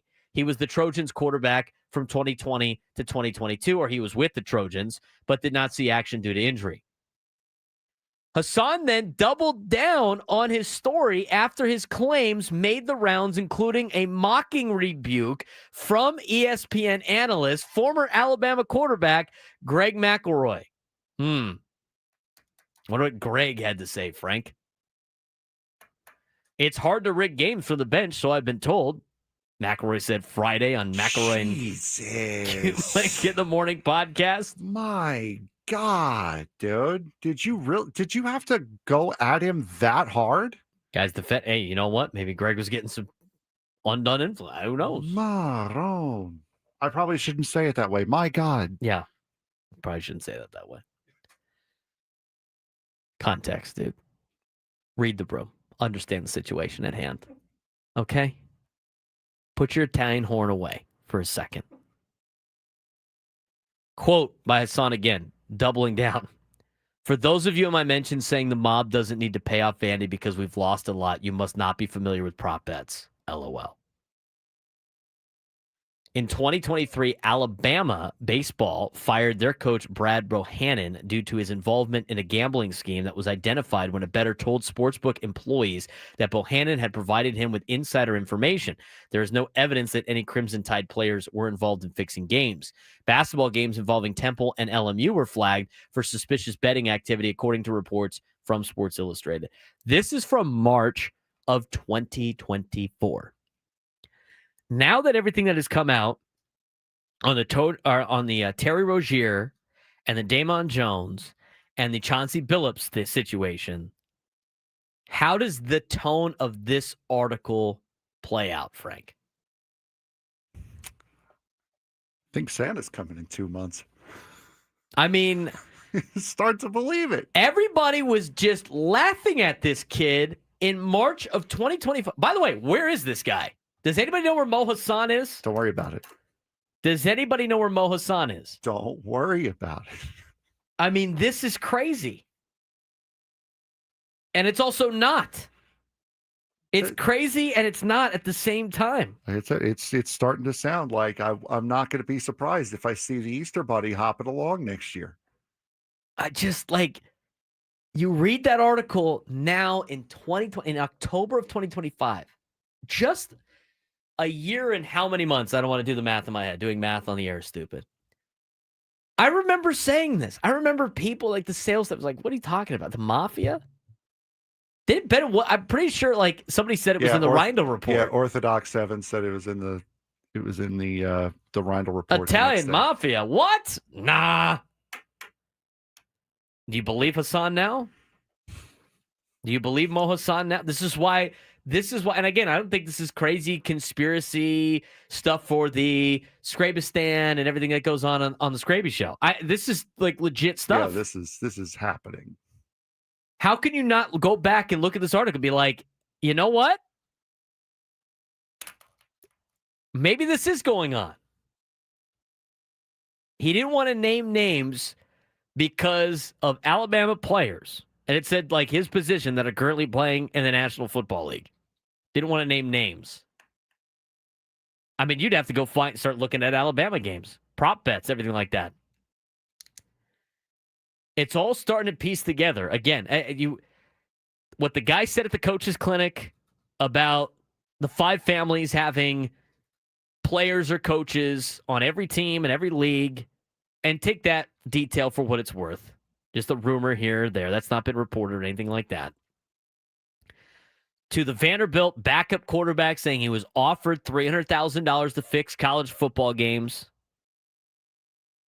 To now the FBI and arresting Terry Rozier and Damon Jones and Chauncey Billups.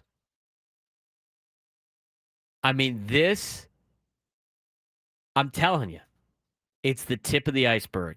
And everybody that has been paying attention understands that this is just the tip of the iceberg, this particular scandal. That, by the way, it's not like they just randomly did it. It's not like Terry Rozier, well, he was kind of dumb, but it's not like Terry Rozier was super stupid and just decided to do this last week, and now they looked into it, and FBI's like, oh, well, this is kind of crazy. They've been doing this for more than, 3 or 4 years in the making? Yes. It's the FBI, guys. This isn't like the NBA or MLB or any of those entities doing their own investigations. This is the Federal Bureau of Investigation. They don't mess around. They don't mess around. They ain't putting these charges unless they know they could get a guilty verdict. They're not. I mean, this is, again, innocent until proven guilty. We'll see how the court gets. This is going to take forever. But it's still an ongoing investigation, and more's going to come out of this, Frank. See, and like Brandon just said in the chat, now I'm wondering if it was a legit win for San Diego State in the Sweet 16 against Bama, or if Bama threw the game. That is what this investigation has done. It has called into question the legitimacy, not just of the NBA, but every single sport, because you may say stuff like that as a joke, but it's also not a joke in that regard as well, because it's happened, and it's happened in a big way now, and it's out in front of us, and it involves more than just the NBA and a few players. Much in the same way, there was an ESPN 30 for 30 done about a gambling ring in college basketball in the early 90s, the late 80s, early 90s. It was just those guys. It was a small group of guys. This is a big, expansive issue that, while you may say that jokingly, there's also that air of genuine question about it now, where any close game or any deciding moment that comes down to an iffy decision or an iffy play, you've opened yourself up to all sorts of criticism now, whether it be true or not. And Prolific said they don't mess. It's the FBI guy. They're not messing around. Yes. And they're not going after Rozier and Billups and Jones. No, those guys are just pawns in this deal to get more information. They're going after the 5 families. They're going after the mafia. That's who they're going after. They're not going after these basketball players that fell into this trap of whatever. And I'm not saying they're victims in this. You make your own decisions. And eventually decisions lead to some of these actions, even if they, if they compiled, and we don't know, but all the different avenues that these players and coaches took to get to this point, they had made decisions for. So I'm not going to say that they're victims in this particular situation, but the reality of the situation is, as Blue Meanie says, they want the big dog. Yeah. They want the big dogs. And all of this is going to come out. And do you think these guys are going to stay silent right now? Oh, hell no. Adam Paul in the chat, there was a different, it may not have been a 30 for 30. It may have been on Netflix. There was one about Arizona State basketball that happened around that time frame as well. It might have been a Netflix documentary. I think it was. I think it was an episode like Dirty Money or something. I think is what it was. That's what I was referring to. I'm pretty sure, this was on TMZ Sports. They had Michael Franzese on. Yeah, Michael Franzese. He was a part of this entire thing. He was out there talking about it on TMZ not too long ago. He might have just put some stuff out on his own. He's got an Instagram, he's got a YouTube and stuff. He's just super popular now. But the mob's been around. And again, it was a long time ago. I don't think it's the case anymore. But I'm telling you, a long time ago. And was he maybe not even that long? I'm pretty sure the mob had a bunch of restaurants in town here in San Diego. I'm pretty sure Mr. A's was run by the mob back in the day. You could see all the Italian photos all over the place at Mr. A's. It's not now. But there's a lot of those places throughout San Diego. I told the story, before the show started that my grandmother told me. My grandmother's maiden name's Cicero. She came from Chicago. She was born in Chicago, right? She has told the story a couple of times before. Every Sunday, a gentleman in a suit in a limousine would show up to my grandmother's house when she was a kid with a couple other dudes wearing suits. And they would give him things, just random stuff, as gifts. He'd show up every Sunday. They'd give him stuff. He'd go back in the car. He'd disappear. This is my grandmother. It's not that far away in terms of so when you look at the mobsters and you watch all these movies and you're watching Goodfellas and The Sopranos TV show, right? And you're watching all these old school crime movies and you're oh, that was kind of cool. This is stuff that's still going on. People talk about the cartel and everything. The Italian mob, the five families are still doing stuff. It still all exists. There's probably restaurants that you go to that are part of it. You don't even realize. And so that why, when you know things like this, when you hear the stories, right, about the different Italian restaurants in town, to the different spots here in town, and I've heard it from family members. You could talk about the days back when all the Italians were living in Little Italy here. It's been going on, and it continues to go on. And it's not just the Italians, but now everybody's got their own group. And to say that it's just them is one thing, but there's a lot of this going on. And that's why when you hear the stories, and it's not overly shocking that in a day and age where it's easy to gamble and easy to bet, that organized crime's a part of this stuff. It's not that crazy. And now all of a sudden it's these stories that came out where everybody scoffed at oh, what is this? The 1920s? I tell you what, we had a jewel thief, we've had a poker heist, and we've had now a sports gambling situation. We've gone through a time warp in a week. Is it 1925 or is it 2025? I don't know. We got to take a quick break.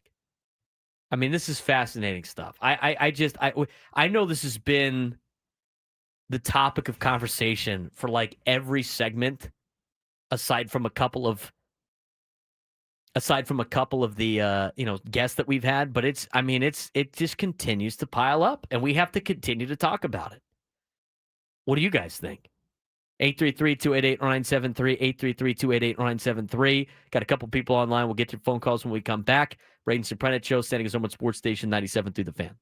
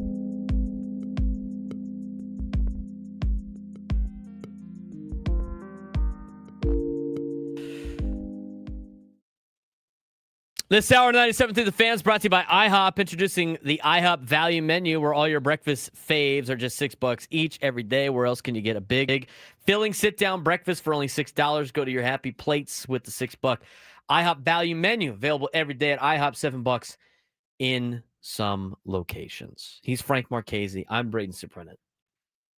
The lone Italian show on the airwaves here at 97 through the Fan. Are we the only Italians? I would have to assume. I think so. I think we're the only Italians. So, what better people to talk about this, I guess. 833-288-0973. 833-288-0973. Spell it right. Weech. Sandwich. Sanguiche. Sanguich. Sanguiche. Sanguich. No, it's not guiche. It's sanguiche. You northern Italians. For God's sake. Just saying. Let's get out to some of the phone calls. Vince in Chula Vista wants to weigh in. Vince, what's going on, man? Hey, Braden, how are you, man? This one's interesting because, you know, I'm Vince from Chula Vista, right? Mm-hmm. But I was born and raised in Brooklyn, New York. There isn't anybody in Brooklyn that calls me Vince. I'm Vinny from Brooklyn, right? And so I was born and raised in Bensonhurst, Brooklyn. Carlo Gambino and that family was the one that kind of controlled the neighborhood that I grew up in. So I find this absolutely fascinating. And if anyone thinks that it's just the NBA, like you were saying, Braden, that it's just the NBA, this is just the tip of the iceberg on this. This DraftKings and FanDuel, once professional sports opened it up, once they started putting professional franchises in and professional teams in Vegas, this fits the Five Families business model perfectly. And so I thought I heard this week that the betting it's like $150+ billion a year business. And if we don't think that the Five Families aren't dipping into that 150 billion, man, but what's going to come out, it's going to be so interesting. So you got Chauncey Billups and these, you know, bit players, right? We think it's big because it's the NBA. What may be coming out, like what you were talking about, the SEC, I'm sure it's all over the NFL. I'm sure it's all over MLB. Wherever there's a professional game going on, notwithstanding the poker games that are happening, I just find this to be absolutely just fascinating. And anytime I can go from Vince from Chula Vista to Vinny from Brooklyn, I'm going to take the opportunity to do that. So, Braden, as always, love your show, brother. Keep going. And I'm going to look to listen to the rest of the show today because I'm sure you guys will keep driving it. So take care and have a good weekend, my friend. Well, I appreciate that, Vince. Yeah, I mean, I sit here and we're talking about it. I just feel like we're talking about it the more you think about it and you start seeing all these stories, the more that it's just like it gets more and more fascinating and also concerning for like the sports world. Yeah, as we brought up earlier, and as I mentioned, that Craig Carton said it yesterday, this is a 3 to 4 year investigation. Correct. That's coming out now.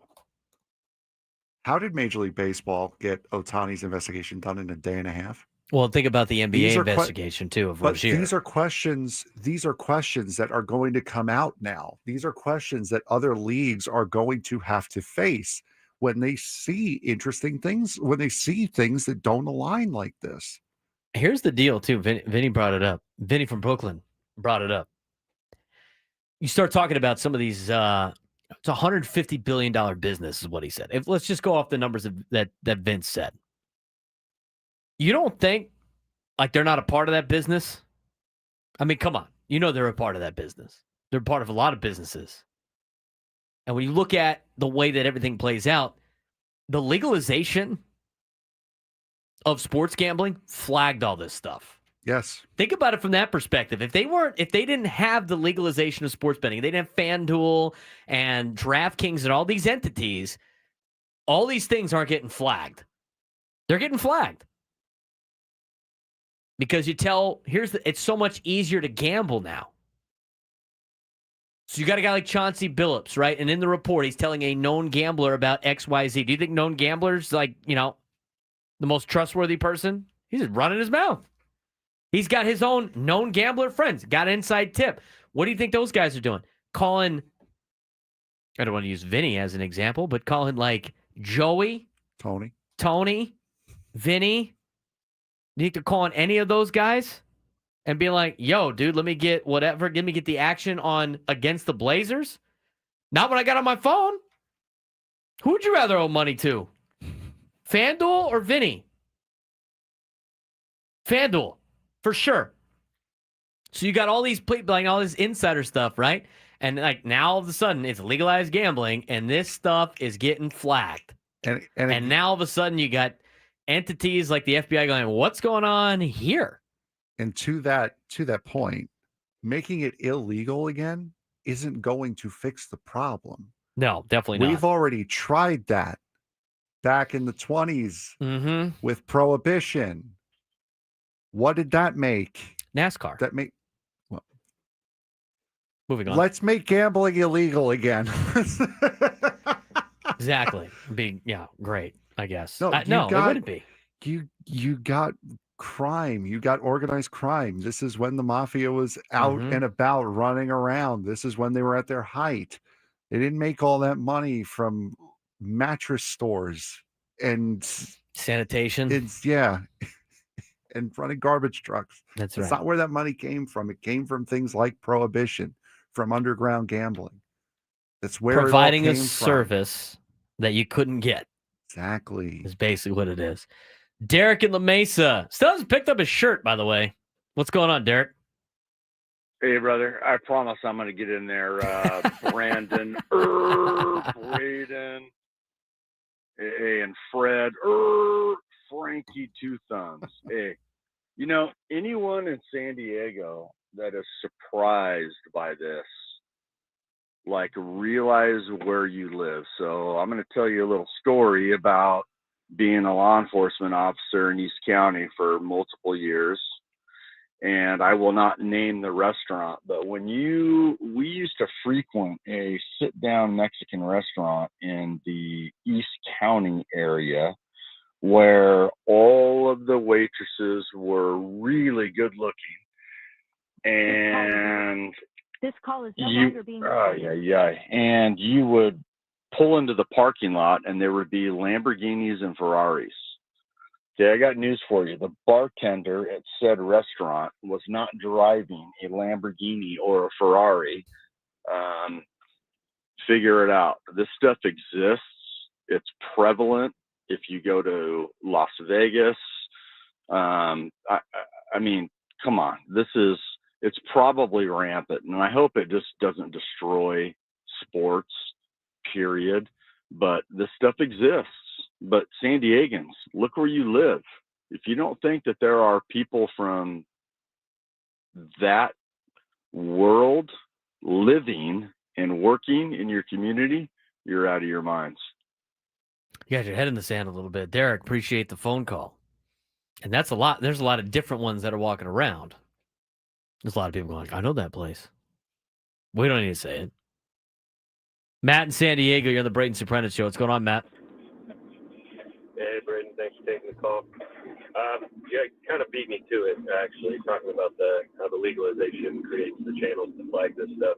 It'll be interesting to see how quickly folks catch on to the fact that it's really hard to bet $200,000 on Terry Rozier's unders without raising a few eyebrows, and that's where the legality of all this does kind of, while it's all in our face and I hate it just as much as everyone else, it does create those channels to kind of catch this stuff.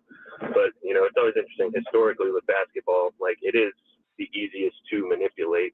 It's the easiest to point shave, and you don't necessarily have to throw a game to point shave. You can win and point shave and lose a bet. And when you just need one person, you don't need a whole team. And so that's where, it'll be interesting to see what this does to the NBA. I mean, I think this should really, just torch the NBA's entire, what was left of any respect that could be had for the NBA, because it was the WWE before all of this, and then now you throw this on top of it. I mean, I really loathe all the sports rigged truthers out there. You see them all over the place. They're convinced all sports are rigged, and you work hard to point out how dumb a lot of their theories are. But I mean, how can you do that in the NBA now? And Frank, you brought up Shohei Ohtani. I do want to put it out there.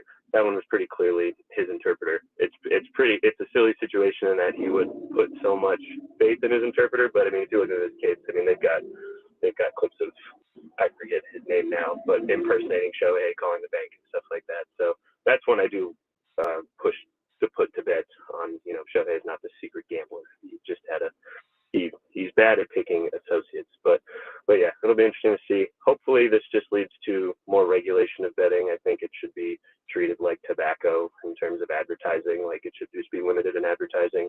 And I mean, we're already seeing moves towards getting rid of prop bets. I know college is trying to get rid of them. I mean, prop bets is where this manipulation really lives. I mean, you look at the baseball stuff, it's prop bet on first pitch of at bat, which we don't need to be betting on. That's just so dumb and only exists to be manipulated.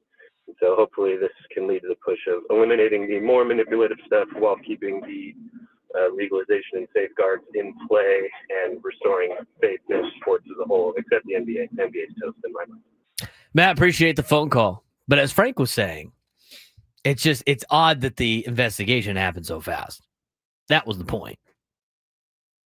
Even though we still believe it's like probably eBay, but that's just the crazy conversation itself.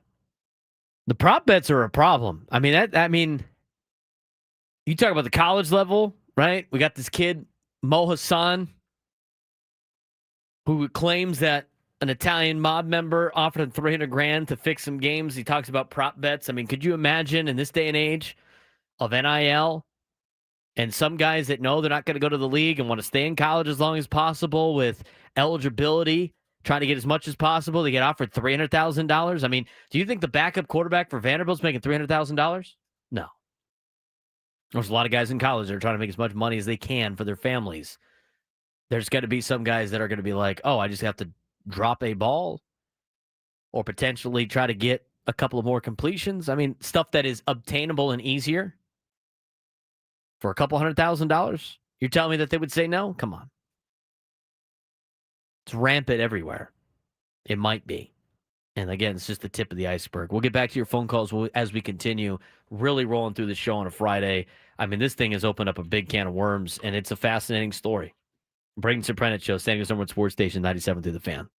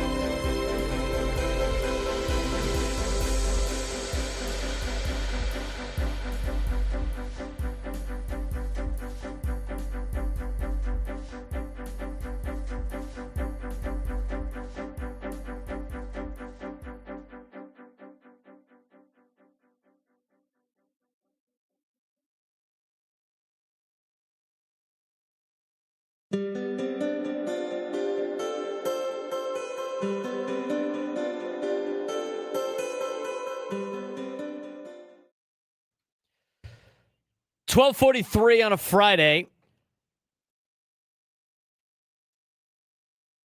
If we get a contestant for the Midday Sports Stand-Up, we'll play it. And if you could take me down in sports trivia, you'd be qualified for a chance to win our grand prize, a trip for two to see Jerry Seinfeld in Las Vegas, including 2 tickets to the show on April 17th at the Coliseum at Caesars Palace, a 2-night stay at the Flamingo Hotel and Casino, and $100 gas card. Jerry Seinfeld returns to the Coliseum at Caesars Palace on April 17th and 18th. See Ticketmaster.com for tickets. Gambling bad. Going to Vegas and watching Jerry Seinfeld. Yeah, great. If you win our trivia game, you could go to Vegas, the home of gambling, to stay in a casino. When we get to the whip around, like, I'm going to be like, Falcons are they should win that game, but are they? Yeah, no spreads. No spreads. We'll just pick straight up. Straight up. Oh, man. It's straight up. Let's get to Kevin in Chula Vista. Kevin, what's going on? Very fun, very interesting stories going on in sports right now, Kevin. Oh, it's terrific, and I'm glad it's finally being covered. The last 3 callers have been absolutely spot on, terrific. I'll just say this about Ohtani real quick, and I know everybody's tired of hearing it, but, rhetorical question is, you're making that much money and you don't know where your money's going. You don't review your bank account every once in a while and notice that $4 million is missing. And you say, well, I trusted this guy. I mean, come on. I mean, Braden, if you got that kind of money, you're taking a look at your bank account every once in a while. I guarantee it. Absolutely. So where we're at right now is another rhetorical question. I don't know how Adam Silver keeps his job. I've brought this up before, but I suspect because revenue's coming into the NBA, and they've got nice television contracts now. I guess that insulates him from all the other crap that's going on. But Frank, you brought up, what do we do? Go back to prohibition? Well, what we're doing now isn't working either. So I don't know what the answer is. There needs to be very strong and definite guardrails that aren't there right now. That's for sure. And there needs to be some very absolute and immediate penalties for these kinds of activities that go on illegally. A lot of it needs to get back under some kind of control, but people don't want to do that. So basically it comes down to the fans. How much more are the fans going to put up with? And when the integrity of the game and the public trust that surrounds that integrity is going to become more and more challenged and in question, when we see bizarre happenings in sports that make no sense, bizarre injuries that make no sense. I mean, every single time we've come up against things like this now, these events, the first thing that we're going to think about is this thing rigged? I mean, really, this is where we're headed. And if the commissioners in sports don't get this under control themselves, and the owners and the college sports officials, the goose that laid the golden egg ain't going to be so golden pretty soon, because at some point people are going to fed up, but they're going to figure it out. They're going to get out of their denial syndrome. And I'll leave you with that today. That is true, Kevin. I mean, ultimately, it's going to come down to that. It's going to come down to whether or not people are going to watch on TV, right? If you think the game is rigged, or if you think that there's multiple assets out there or entities that are rigging the game or potentially shaving points or the overs and unders and not really just playing the game, how much of that league are you actually going to watch? And my point in bringing up prohibition was it's been tried already. You can't just make it illegal now and think everything's going to be okay, because it's and this not. is it's not, because people right now are assuming that the legalization of gambling has made this turn into a problem.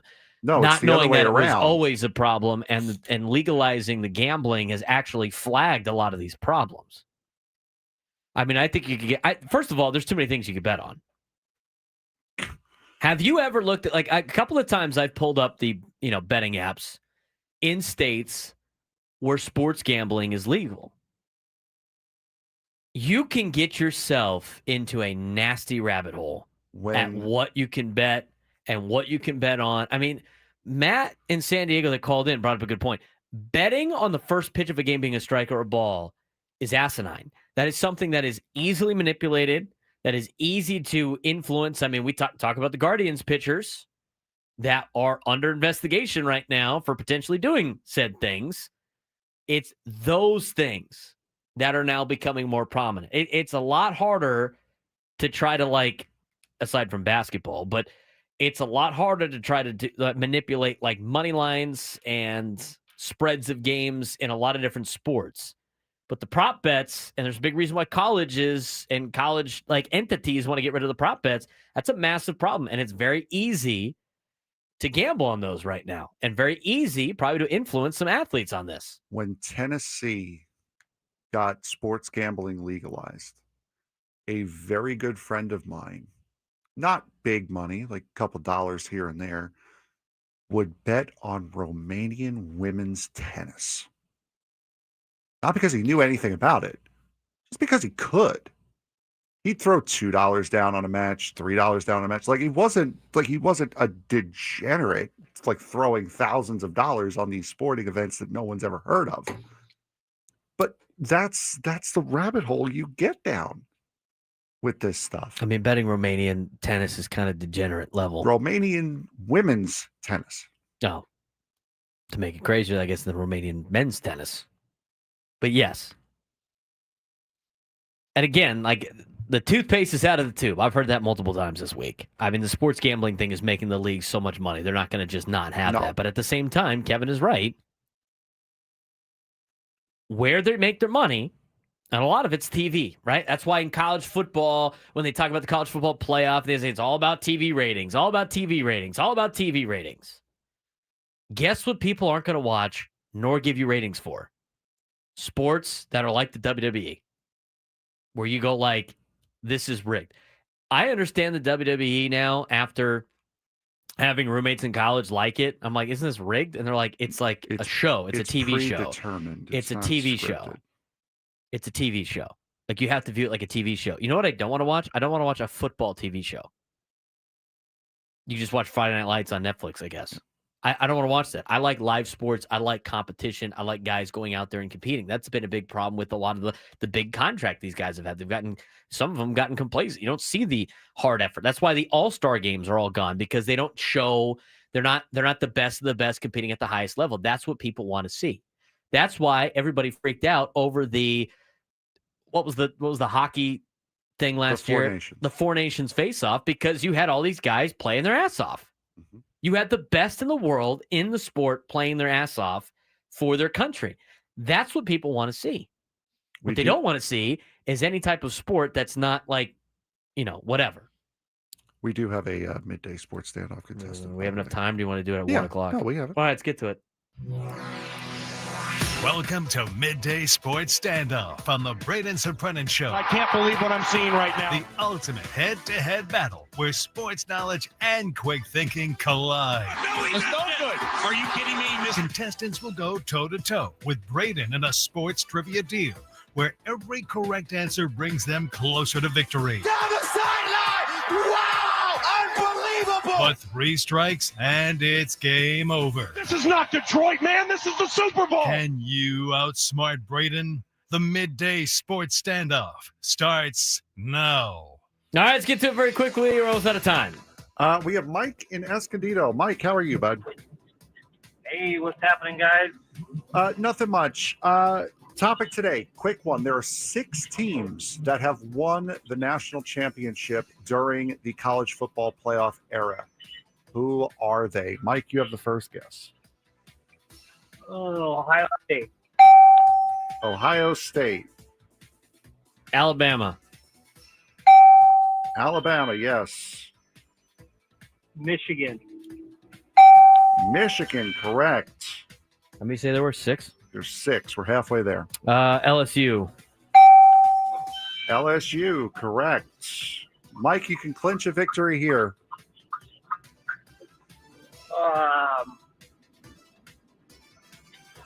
Drawing a blank, but I will go Texas. Texas has not. Braden. Georgia. Georgia, yes. Who's you can that still marching? clinch. You can still clinch a tie, which in this game you win.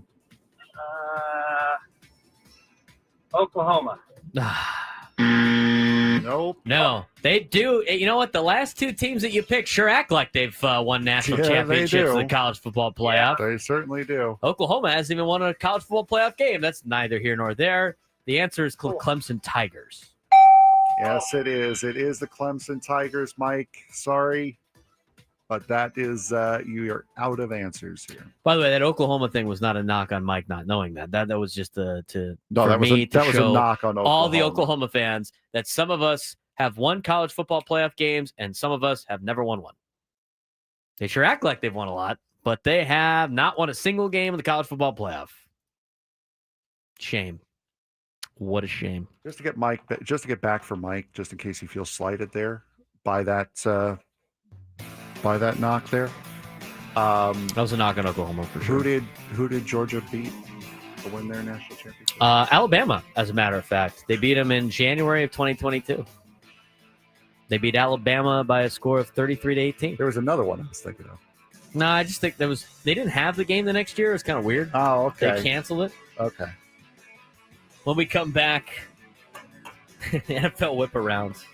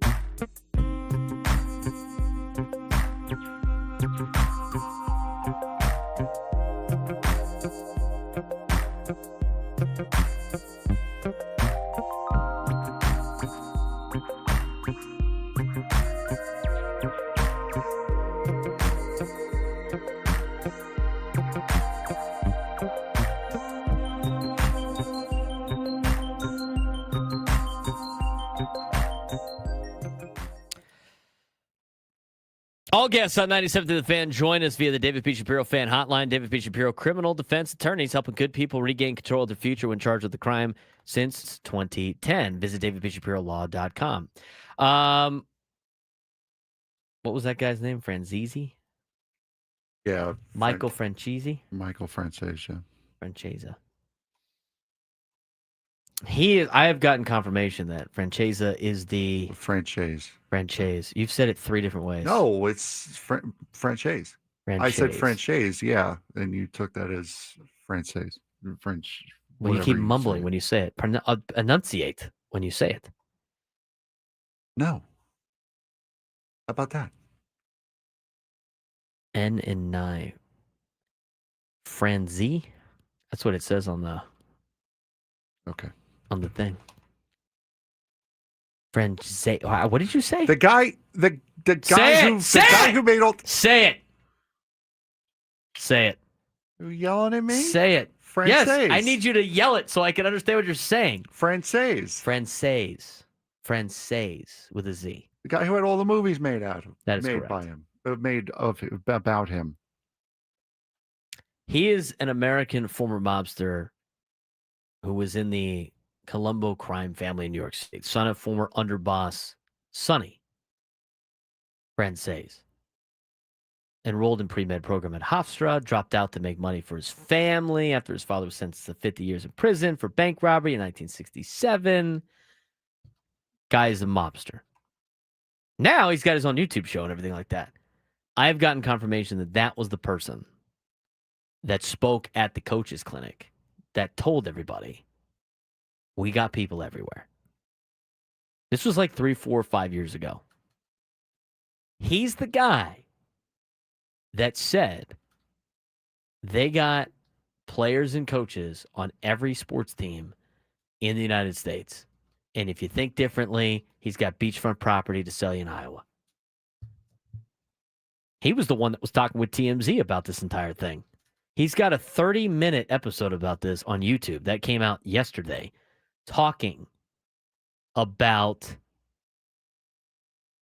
this particular situation. It's crazy. It continues to be crazy.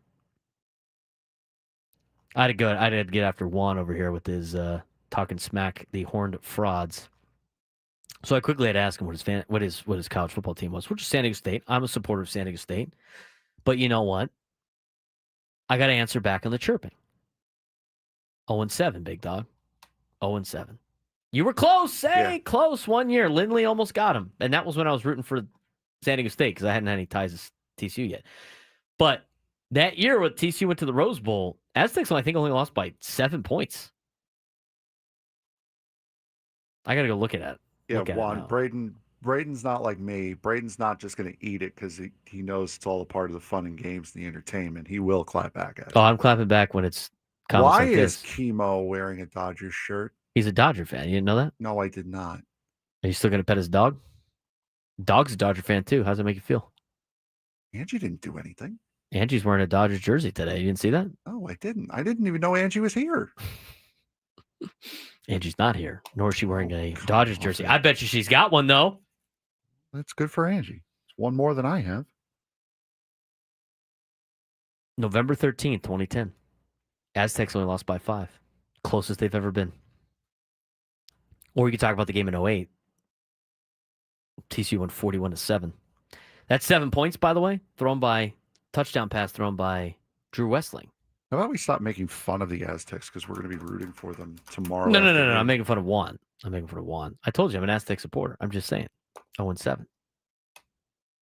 Needs to be said. All right. It's time for us to make our own spread picks with the NFL whip around. Dodger loving Frank. Wow. Wow. You're supporting the dog that's got the Dodger jersey. Dog didn't do anything wrong. It doesn't know better. That's Chemo's fault. Yeah, exactly. All right. Dog doesn't know any better. Fire out the music. Here we go. Oh. Gambling, sorry. Betting, my bad. Sorry. Force a habit, my bad. That's great. All for the bit. I love it. That was amazing. So I apologize for yelling at you. That brings it all back. It's all back now. This is amazing. You're welcome. Okay, are we gonna? Yesterday, are we picking against the spread today, or no, is that too soon? I think we can kind of. We got to pick straight up now. We'll need the other music for the spread betting. Oh man! Last night, foul on us. Foul on both of us. Last night, the Minnesota Vikings falling to the LA Chargers, 37-10. Chargers actually looked pretty good last night. What was the spread in that game? I think. I mean, I can't take this seriously now. What are we gonna do for the rest of? What are we gonna do? It was like 3.5. What are we gonna do? We're gonna have to reset for the weekend. I mean, what are we gonna just pretend like none of this happened? I mean, everybody's now sitting going like, what was the spread? You know what? Forget it. No, go back to the NFL music. Basketball.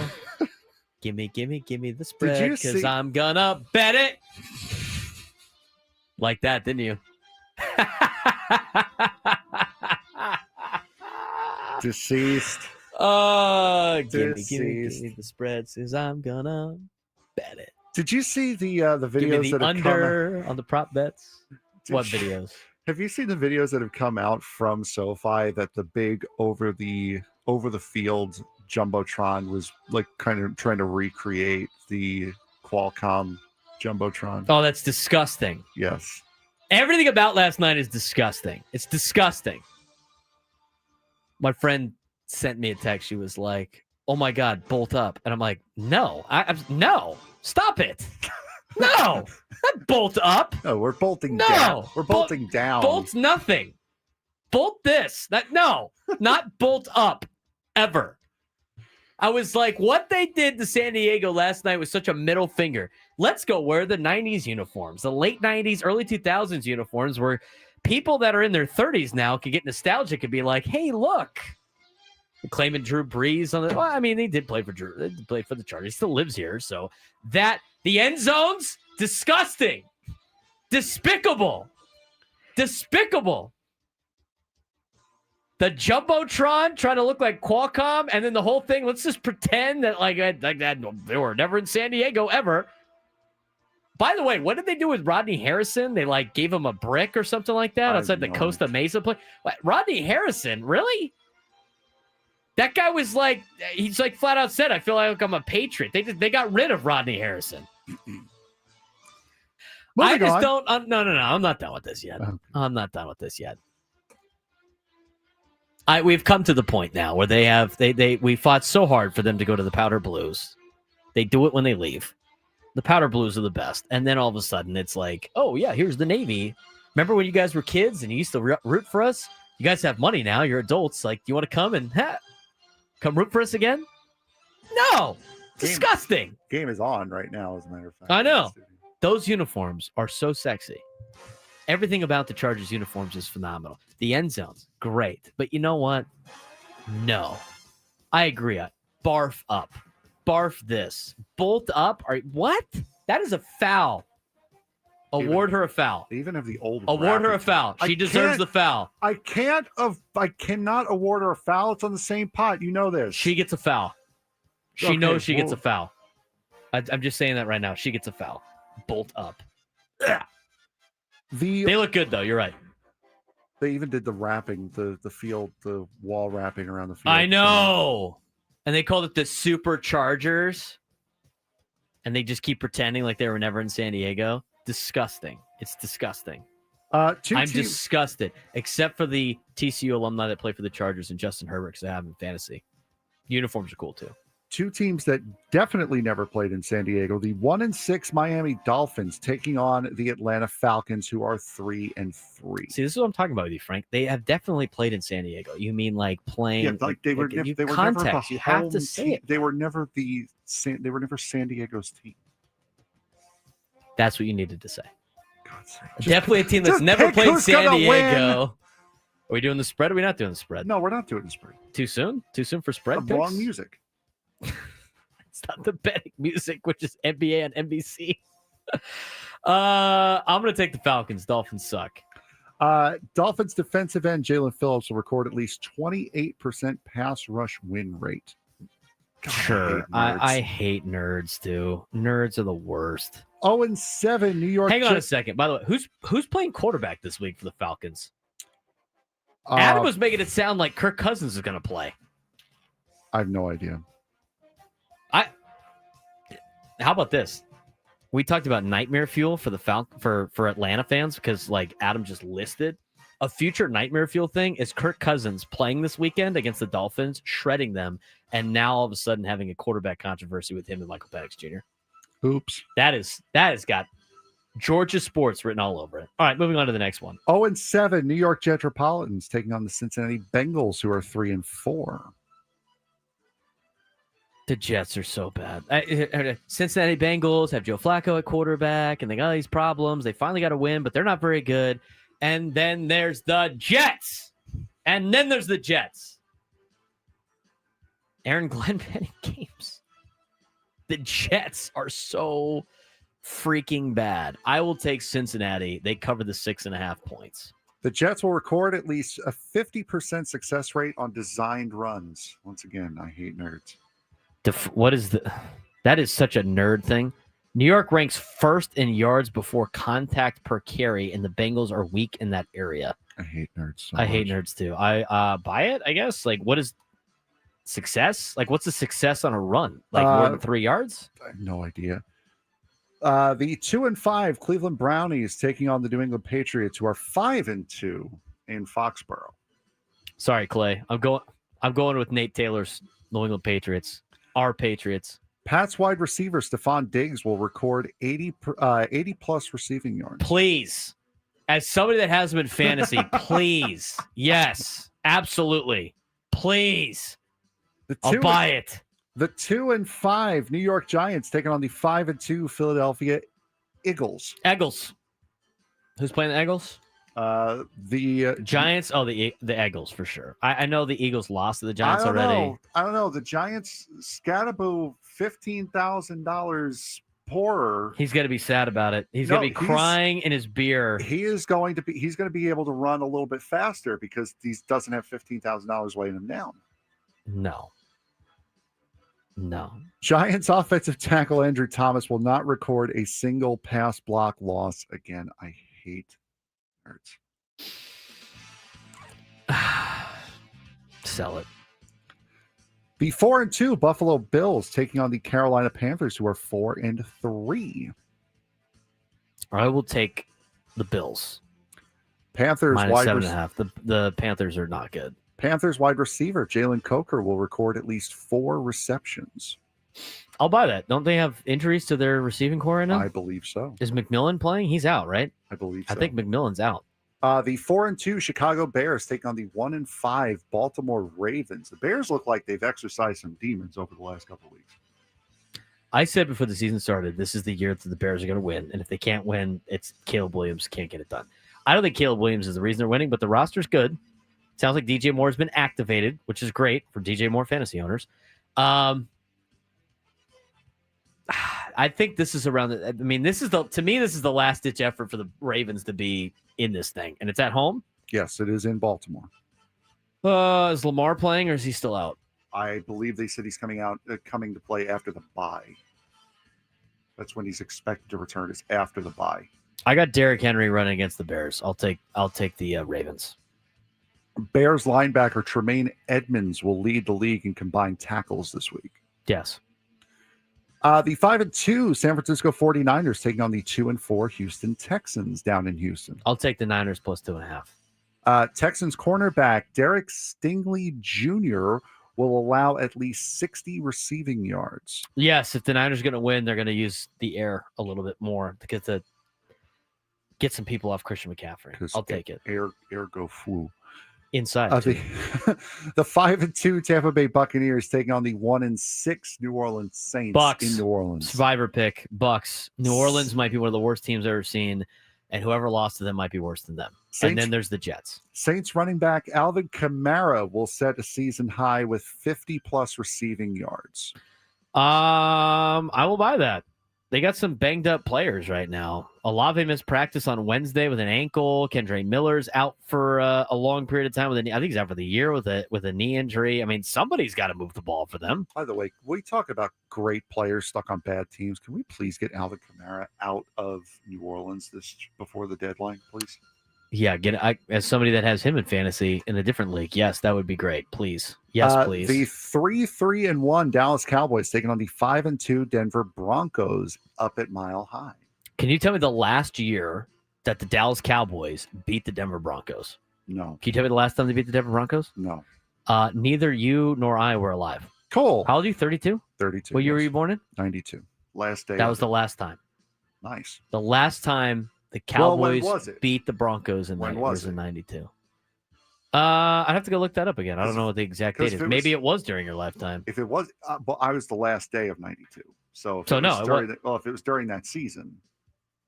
The date was 1992. So if it was 92. Okay. Yeah. So they have not won since Frank Marchese has been born. Denver Broncos running back Tyler Beatty will record a season high 20 receiving yards. I'll buy the bold prediction. I still haven't picked if I want the Cowboys or not. Oh, whoops. Just know this, that again with lines and betting lines, as we go back to that, the every Cowboys game is add 3 points to it in favor of the other team because the Cowboys always get 3 points in favor of them. So the Broncos are favored by half a point. The Broncos are favored by 6.5, technically. Oh, okay. The 3-point swing is from the Cowboys fans betting on the Cowboys because they only bet on their team. Oh, there you go. Maybe they know something we don't. I'll take the Cowboys plus 3.5. 1-6 Tennessee Titans versus the 6-1 Indianapolis Colts in Indianapolis. Indianapolis. Titans are so bad. Titans. Do you hear what Eddie George said about the owner? No. He said she has set this franchise back 10 to 15 years. Awesome. It's 100% true. Terrible. They're not going to. Terrible. Nothing's going to change with that organization either. Hey, we got a brand new stadium. Cool. Good for you. Titans tight end Tyler Warren will have 3 consecutive games with a receiving touchdown, which will set a rookie record. Yes. Finally, Sunday Night Football. The 4-1 tight end Tyler Warren. Oh, my bad. Hang on a second. Hold on a second. I know what you did wrong. You combined stats to know and bold prediction. Titans tight end Chig Okonkwo will record at least 50 receiving yards. I will sell that. My bad. Finally, Sunday Night Football, the 4-1 Green Bay Packers taking on the 4-2 Pittsburgh Steelers. This is an interesting game. Is Aaron Rodgers back in Green Bay or is it in Pittsburgh? No, it's in Pittsburgh. Oh, that's not really cool. Rodgers did say that he wanted to retire a Packer. Well, what else is he going to retire as? A Jet? Well, Steeler? no, I mean, you could just retire with the team you're on. You don't have to do the whole one-day contract gimmick. A guy like Aaron Rodgers should totally do the one-day contract gimmick. I'm just a retired Steeler. I got the Packers. I think the Steelers are lousy. Steelers tight end Darnell Washington will record a career-high 6 targets. Sure. Cool. I'll buy it. Break time. You want to talk about Monday's game? No, because you yell at me every single week that we shouldn't talk about Monday's game until Monday, and then we get some world-breaking news that happens, and we never That's get also to the true. game We on never Monday. get to the Monday night game on Monday. We got to talk about San Diego State next. But you're right. Anyway. Full breakdown of the Aztecs and why they're going to win the oil can tomorrow at noon. When we come back, Braden Surprenant Show, San Diego Someone Sports Station, 97.3, The Fan.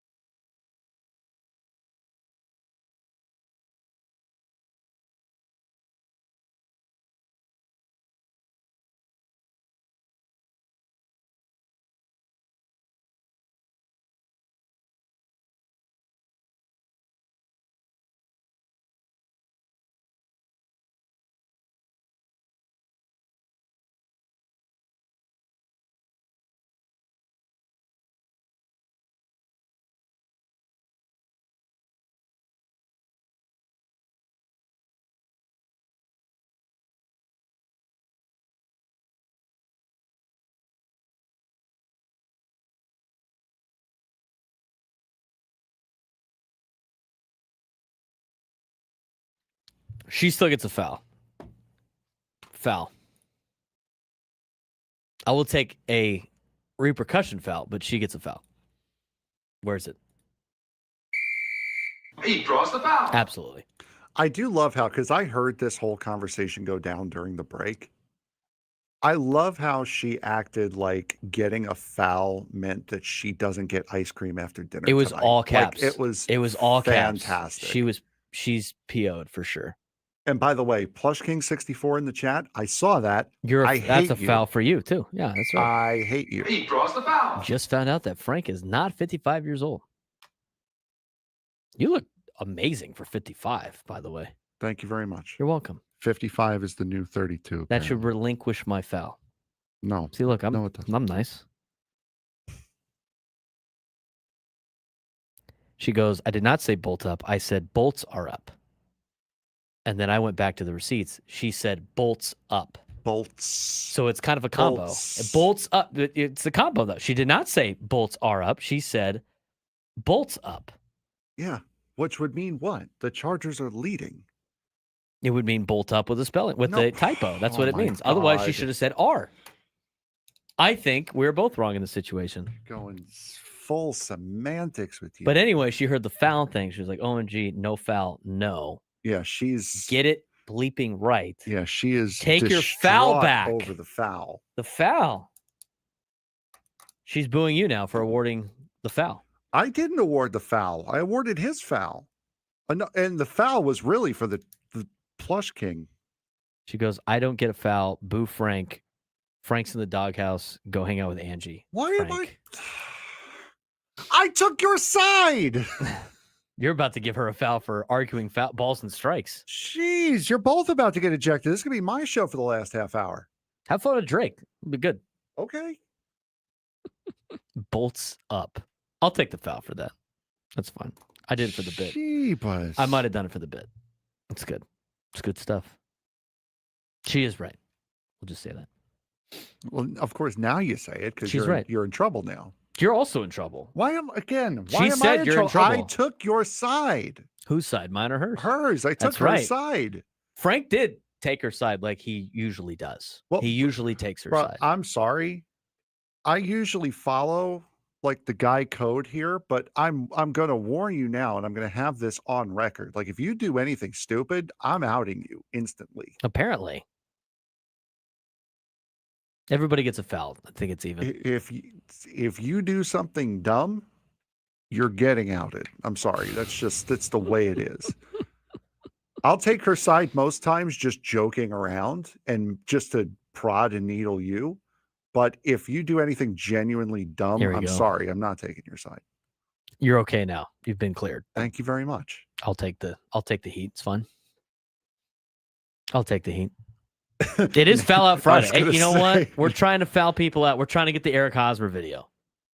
What would Eric Hosmer's take is on the gambling thing? I think it's his birthday today, too. Isn't Why it? would it? How would you know that? Because I saw somebody post it on Twitter. That's why. Person going, San Diego sports fans are such babies. People complaining about San Diegans making fun of their team, more sad. Decent amount of Vikings fans there last night. It is Eric Hosmer's 36th birthday today. Happy birthday to Eric Hosmer. Do you think Eric Hosmer's friends bought him a cameo from somebody else? What would be the cameo that would be great for Eric Hosmer?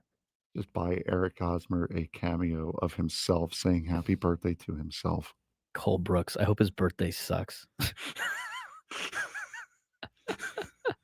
I hope the wind blows out your candles while the cake is on its way to the table. So your birthday wish doesn't come true.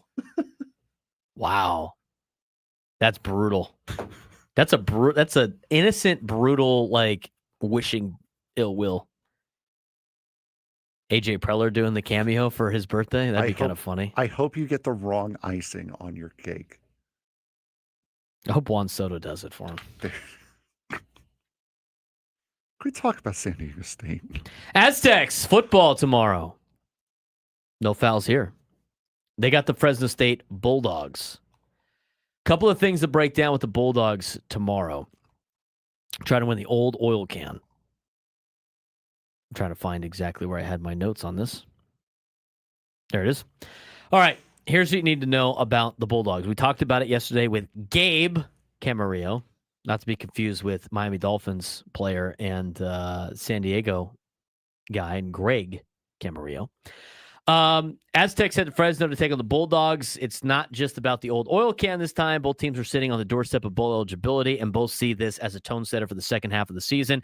Fresno State's been one of the Mountain West standard bearers for the past decade, but they're coming off of a humbling loss that exposed some cracks. Fresno State's been one of the Mountain West most consistent winners, 4 conference titles since 2012, second to only Boise State. Now in transition again, head coach Matt Entz, the former North Dakota State powerhouse coach, taking over after a turbulent coaching stretch that saw Jed Tefford step away twice for health reasons, and Tim Skipper jump to UCLA after last season. He's now, by the way, the interim head coach at UCLA. Entz brings a defensive first physical identity from his FCS dynasty days, but it's still a work in progress adapting to the Mountain West level. Here's what you need to know about Fresno State. Quarterback E.J. Warner, senior transfer from Temple and Rice, 139 for 202, 1,486 yards, 10 touchdowns, 9 picks. When he's locked in, he's surgical. When he's rattled, mistakes pile up fast. San Diego State needs to find a way to rattle E.J. Warner early. Quote from Coach Entz on Warner, "We need EJ to have more skin like a duck and let things go. One bad play can't turn into 4. You know what that tells me? San Diego State can really let this thing snowball out of control if they can get to Entz early. They're built to run the ball. They can be explosive, but they're prone to giving games away. And if they fall behind, Fresno State hasn't been able to get back into games. San Diego State needs to approach this game the same way that they played the Nevada game. Jump out early, get a lead, let the defense take control, and a defense that's been top 3 in college football when it comes to points allowed. I think they're top. I think they're 5th. I think they 5th now. Points allowed. Yeah. I thought they were 3rd the other day. I think they're averaging 22 a game. Oh, I was talking about total points allowed. Oh, my bad. They've allowed the 3rd least amount of points in all of college football, behind I Oklahoma and Ohio State. Now, I think average points is their 5th. So that's what you need to know about that. Defensively, they're pretty solid. Fresno State is, but 3-headed monster for the Aztecs. And I'd like to see Denegal again get after it. Anything else you want to talk about with the game tomorrow?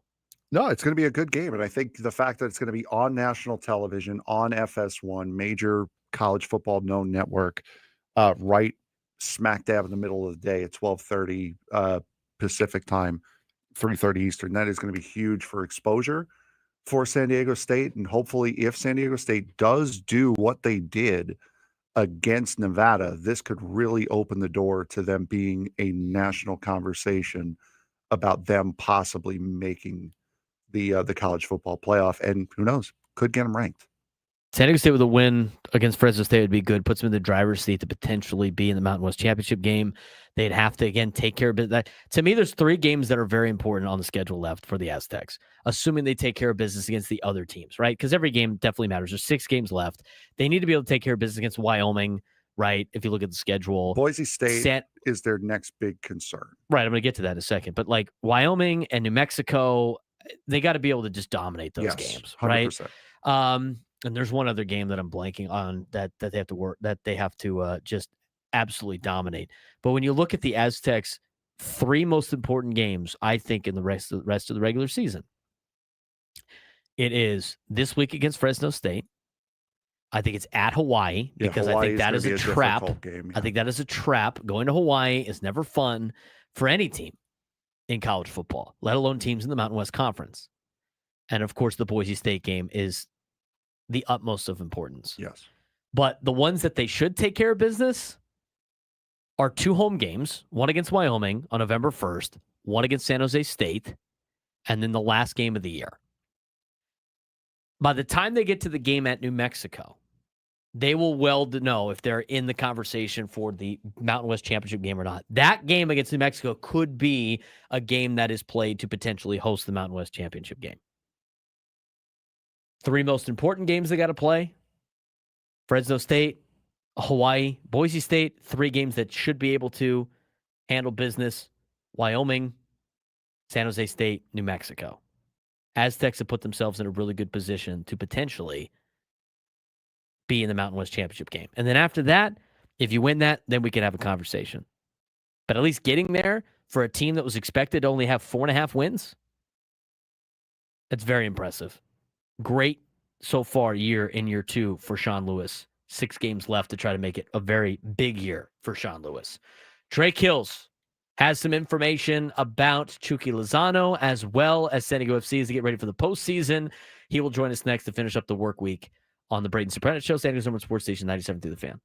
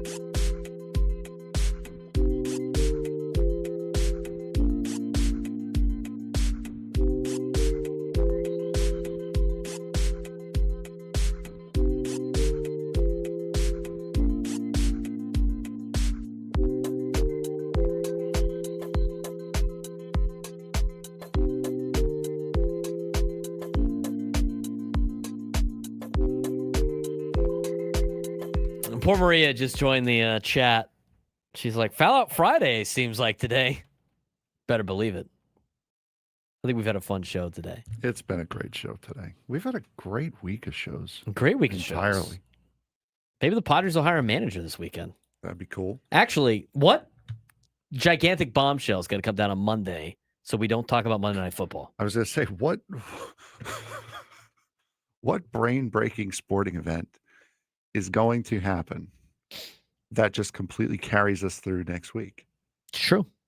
I mean, we've had Schill 2 weeks ago, the NBA this week. I mean, this has been a great first off season for me. So he's like hoping Preller doesn't go to the Rockies. Oh, why would he go to the Rockies? He's still under contract. He's under Bo. contract. What are we doing here? Stop it. All right. Biggest Fan Contest returns on Monday, November 3rd. Our grand prize is a night in the Odyssey Suite with 20 tickets for you and your friends to watch a future Padres game with the whole fan staff. Register your name at 973thefansd.com/biggestfan and listen when we announce names each day at 9 a.m., 1 p.m., and 5:30 for your chance to qualify. This hour of 97 Through the Fan is brought to you by IHOP, introducing the IHOP value menu, where all your breakfast faves are just $6 each every day. Where else can you get a big, filling, sit-down breakfast for only $6? Go to your happy plates with the $6 IHOP value menu, available every day at IHOP, $7 in some locations. Clay in the South Bay, as a wrestling fan, wrestling is not fake. It is predetermined. He came from the top rope on that one. There's a difference between fake and predetermined. You go to a wrestling show, they know who's going to win. You don't know if that chair that you're sitting on is going to be used to smack somebody over the head. That's the difference between real and fake. Wrestling is not fake. Tables, ladders, and chairs match. Exactly. All that stuff is real. Gimmicked, but real. Do you know who else is real? Drake Hills. Drake Hills is real. It's also real that he's joining our show twice this week. Well, we had a lot to break down after on Monday with San Diego FC. So we bring in Drake Hills, who is a contributing writer for Black Players for Change, as well as ESPN.com, to get us a preview of the MLS Cup playoffs. San Diego FC knows who they're going to play. We'll talk more about that. Drake, how's your Friday going? What's going on, man? Oh man, it almost occurred to me that it's still football season, because just as you guys were talking about Monday Night Football, and I'm thinking, like, I just had a week full of NBA coming back, and I was like, didn't you guys just lift the Larry O'Brien trophy and the Thunder and all this hoopla about the NBA Finals? I really thought that was maybe a month ago. Well, now it's all of a sudden it's basketball season again. So that's where my head's at. I'm like, there's football going on, there's basketball on Amazon Prime. Like, there's just a lot going on for me. Not to mention the World Series.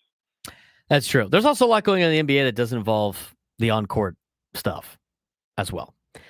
So that's took up most of our show today. But, the MLS is about to start their playoffs. We know who the opponent is. Drake, how does this match up? Actually, before we get there, what do you got for us on the Chucky Lozano situation? Yeah, I can tell you that apart from the report from The Athletic yesterday on Thursday saying that this dust up this disciplinary issue involving Chucky Lozano and his teammates and the staff during the locker room dispute against the Houston Dynamo, obviously was sidelined for the MLS Decision Day game against the Timbers.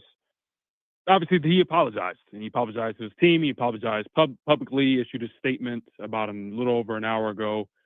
And just to talk about the statement just real quickly, in my opinion, quite generic, but very much addresses the fact that, hey, you got caught up in the moment, emotions eroded any logic in terms of Mikey Virus's decision to take him off for Amal Pellegrino, which in hindsight should remind everyone, San Diego FC fans, Amal Pellegrino showed that he's still good at soccer and, helped San Diego pull out a ridiculous result. So Mikey Virus was correct in making that decision. But as Chucky Lozano said, and I quote, "I'm a passionate and competitive person who always wants to give everything for the team. Sometimes that same intensity can lead to reactions that don't reflect who I am or the respect I have for everyone around me. I didn't react in the right way, and I've already taken responsibility, addressed it, and moved forward," end quote. That tells me that, look, it's not going to be this issue. I'm seeing reports saying that, are we going to see Chucky Lozano in the game against Portland first round? Yes, you are. You're going to see Chucky Lozano during round one, first San Diego FC against the Portland Timbers. This is not something that supersedes the fact that this is San Diego FC's very first postseason in its history. So winning is the common denominator, and we're going to see Chucky. I don't know how many minutes starting, coming off the bench, game one or game two, or if necessary, a game three, but we will see Chucky Lozano in round one against Portland.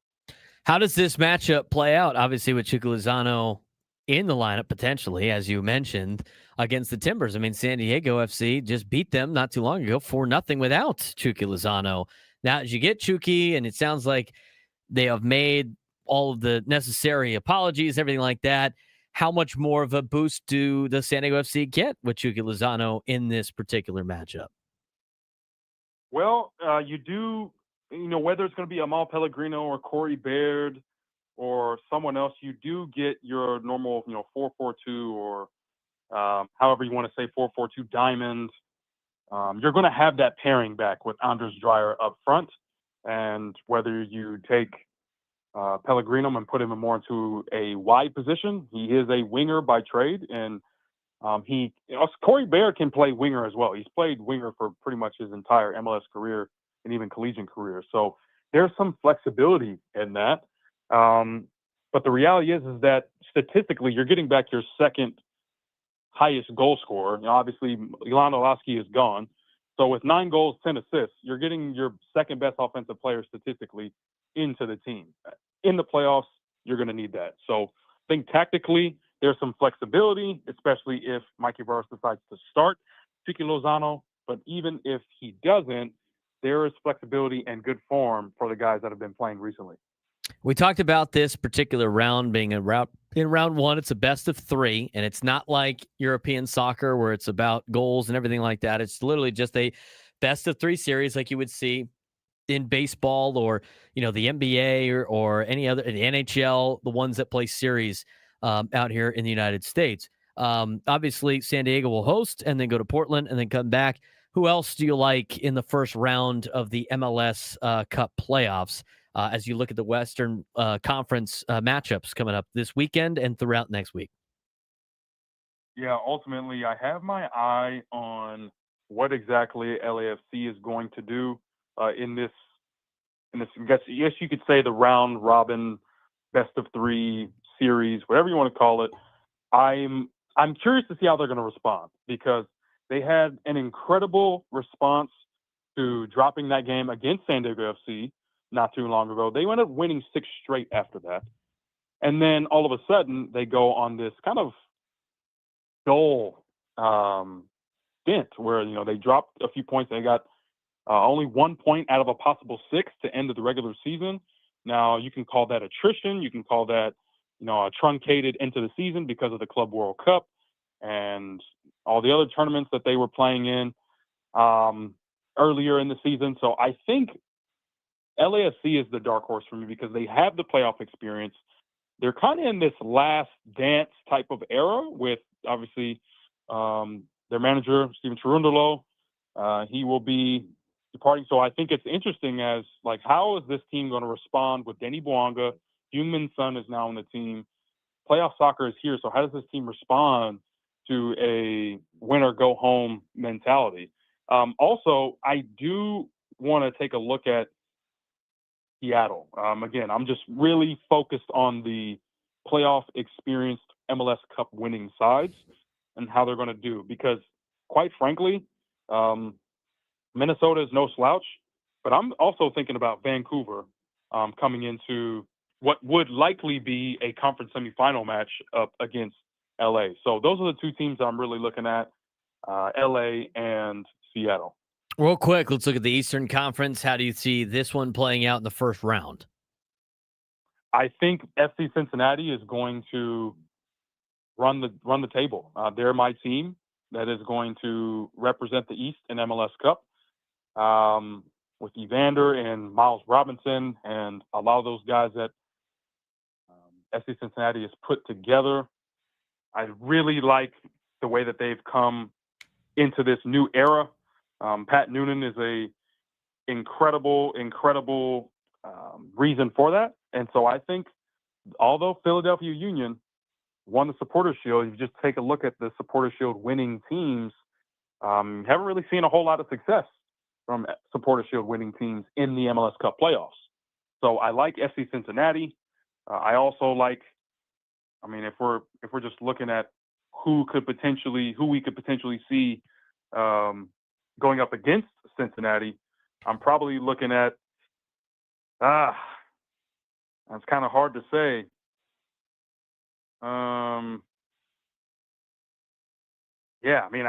Outside of Cincinnati, I think it's going to be pretty much touch and go. I don't know what Charlotte is going to do with Wilfred Zaha and that crew, but I would take a look at them. But again, I think it's all about FC Cincinnati in these MLS Cup playoffs. It's going to be a fun playoffs. Get started coming up, I think, as early as tomorrow, actually, today. The first game is today. Miami and Nashville will play today, and you'll have games throughout the entire weekend. Drake, we'll talk to you again next Friday. What do you think? Ducks will be able to handle Wisconsin this weekend? Yeah, Luke Fickell's on the hot seat, just like everybody else in college football. I don't mind Wisconsin. It's not really a game that, or a team rather that I'm feeling any extra fire. We have to take care of business. It's just business, nothing personal. But I do like that matchup. It's at home. I think we should take care of business. 2 home losses is almost incomprehensible for my Ducks at Autzen. So, but cheers to TCU. Thank you. Hopefully they do well for the rest of the year. I got West Virginia on Saturday. That's a scary place to play, no matter what West Virginia's record is. So good luck, Drake, to you and Derek from La Mesa's Oregon Ducks. We'll talk to you again next Friday. That's Drake Hills. He's Frank Marchese. This has been the Braden Surprenant Show, live and local, each and every day from 10 to 2 on San Diego's #1 sports station, 97.3 The Fan. I'm sure we'll get more information over the weekend about the Padres, about everything going on in the NBA. We'll be ready to rock and roll on Monday. Gwen and Chris coming up next. San Diego's #1 sports station, 97.3 The Fan. Have a good weekend.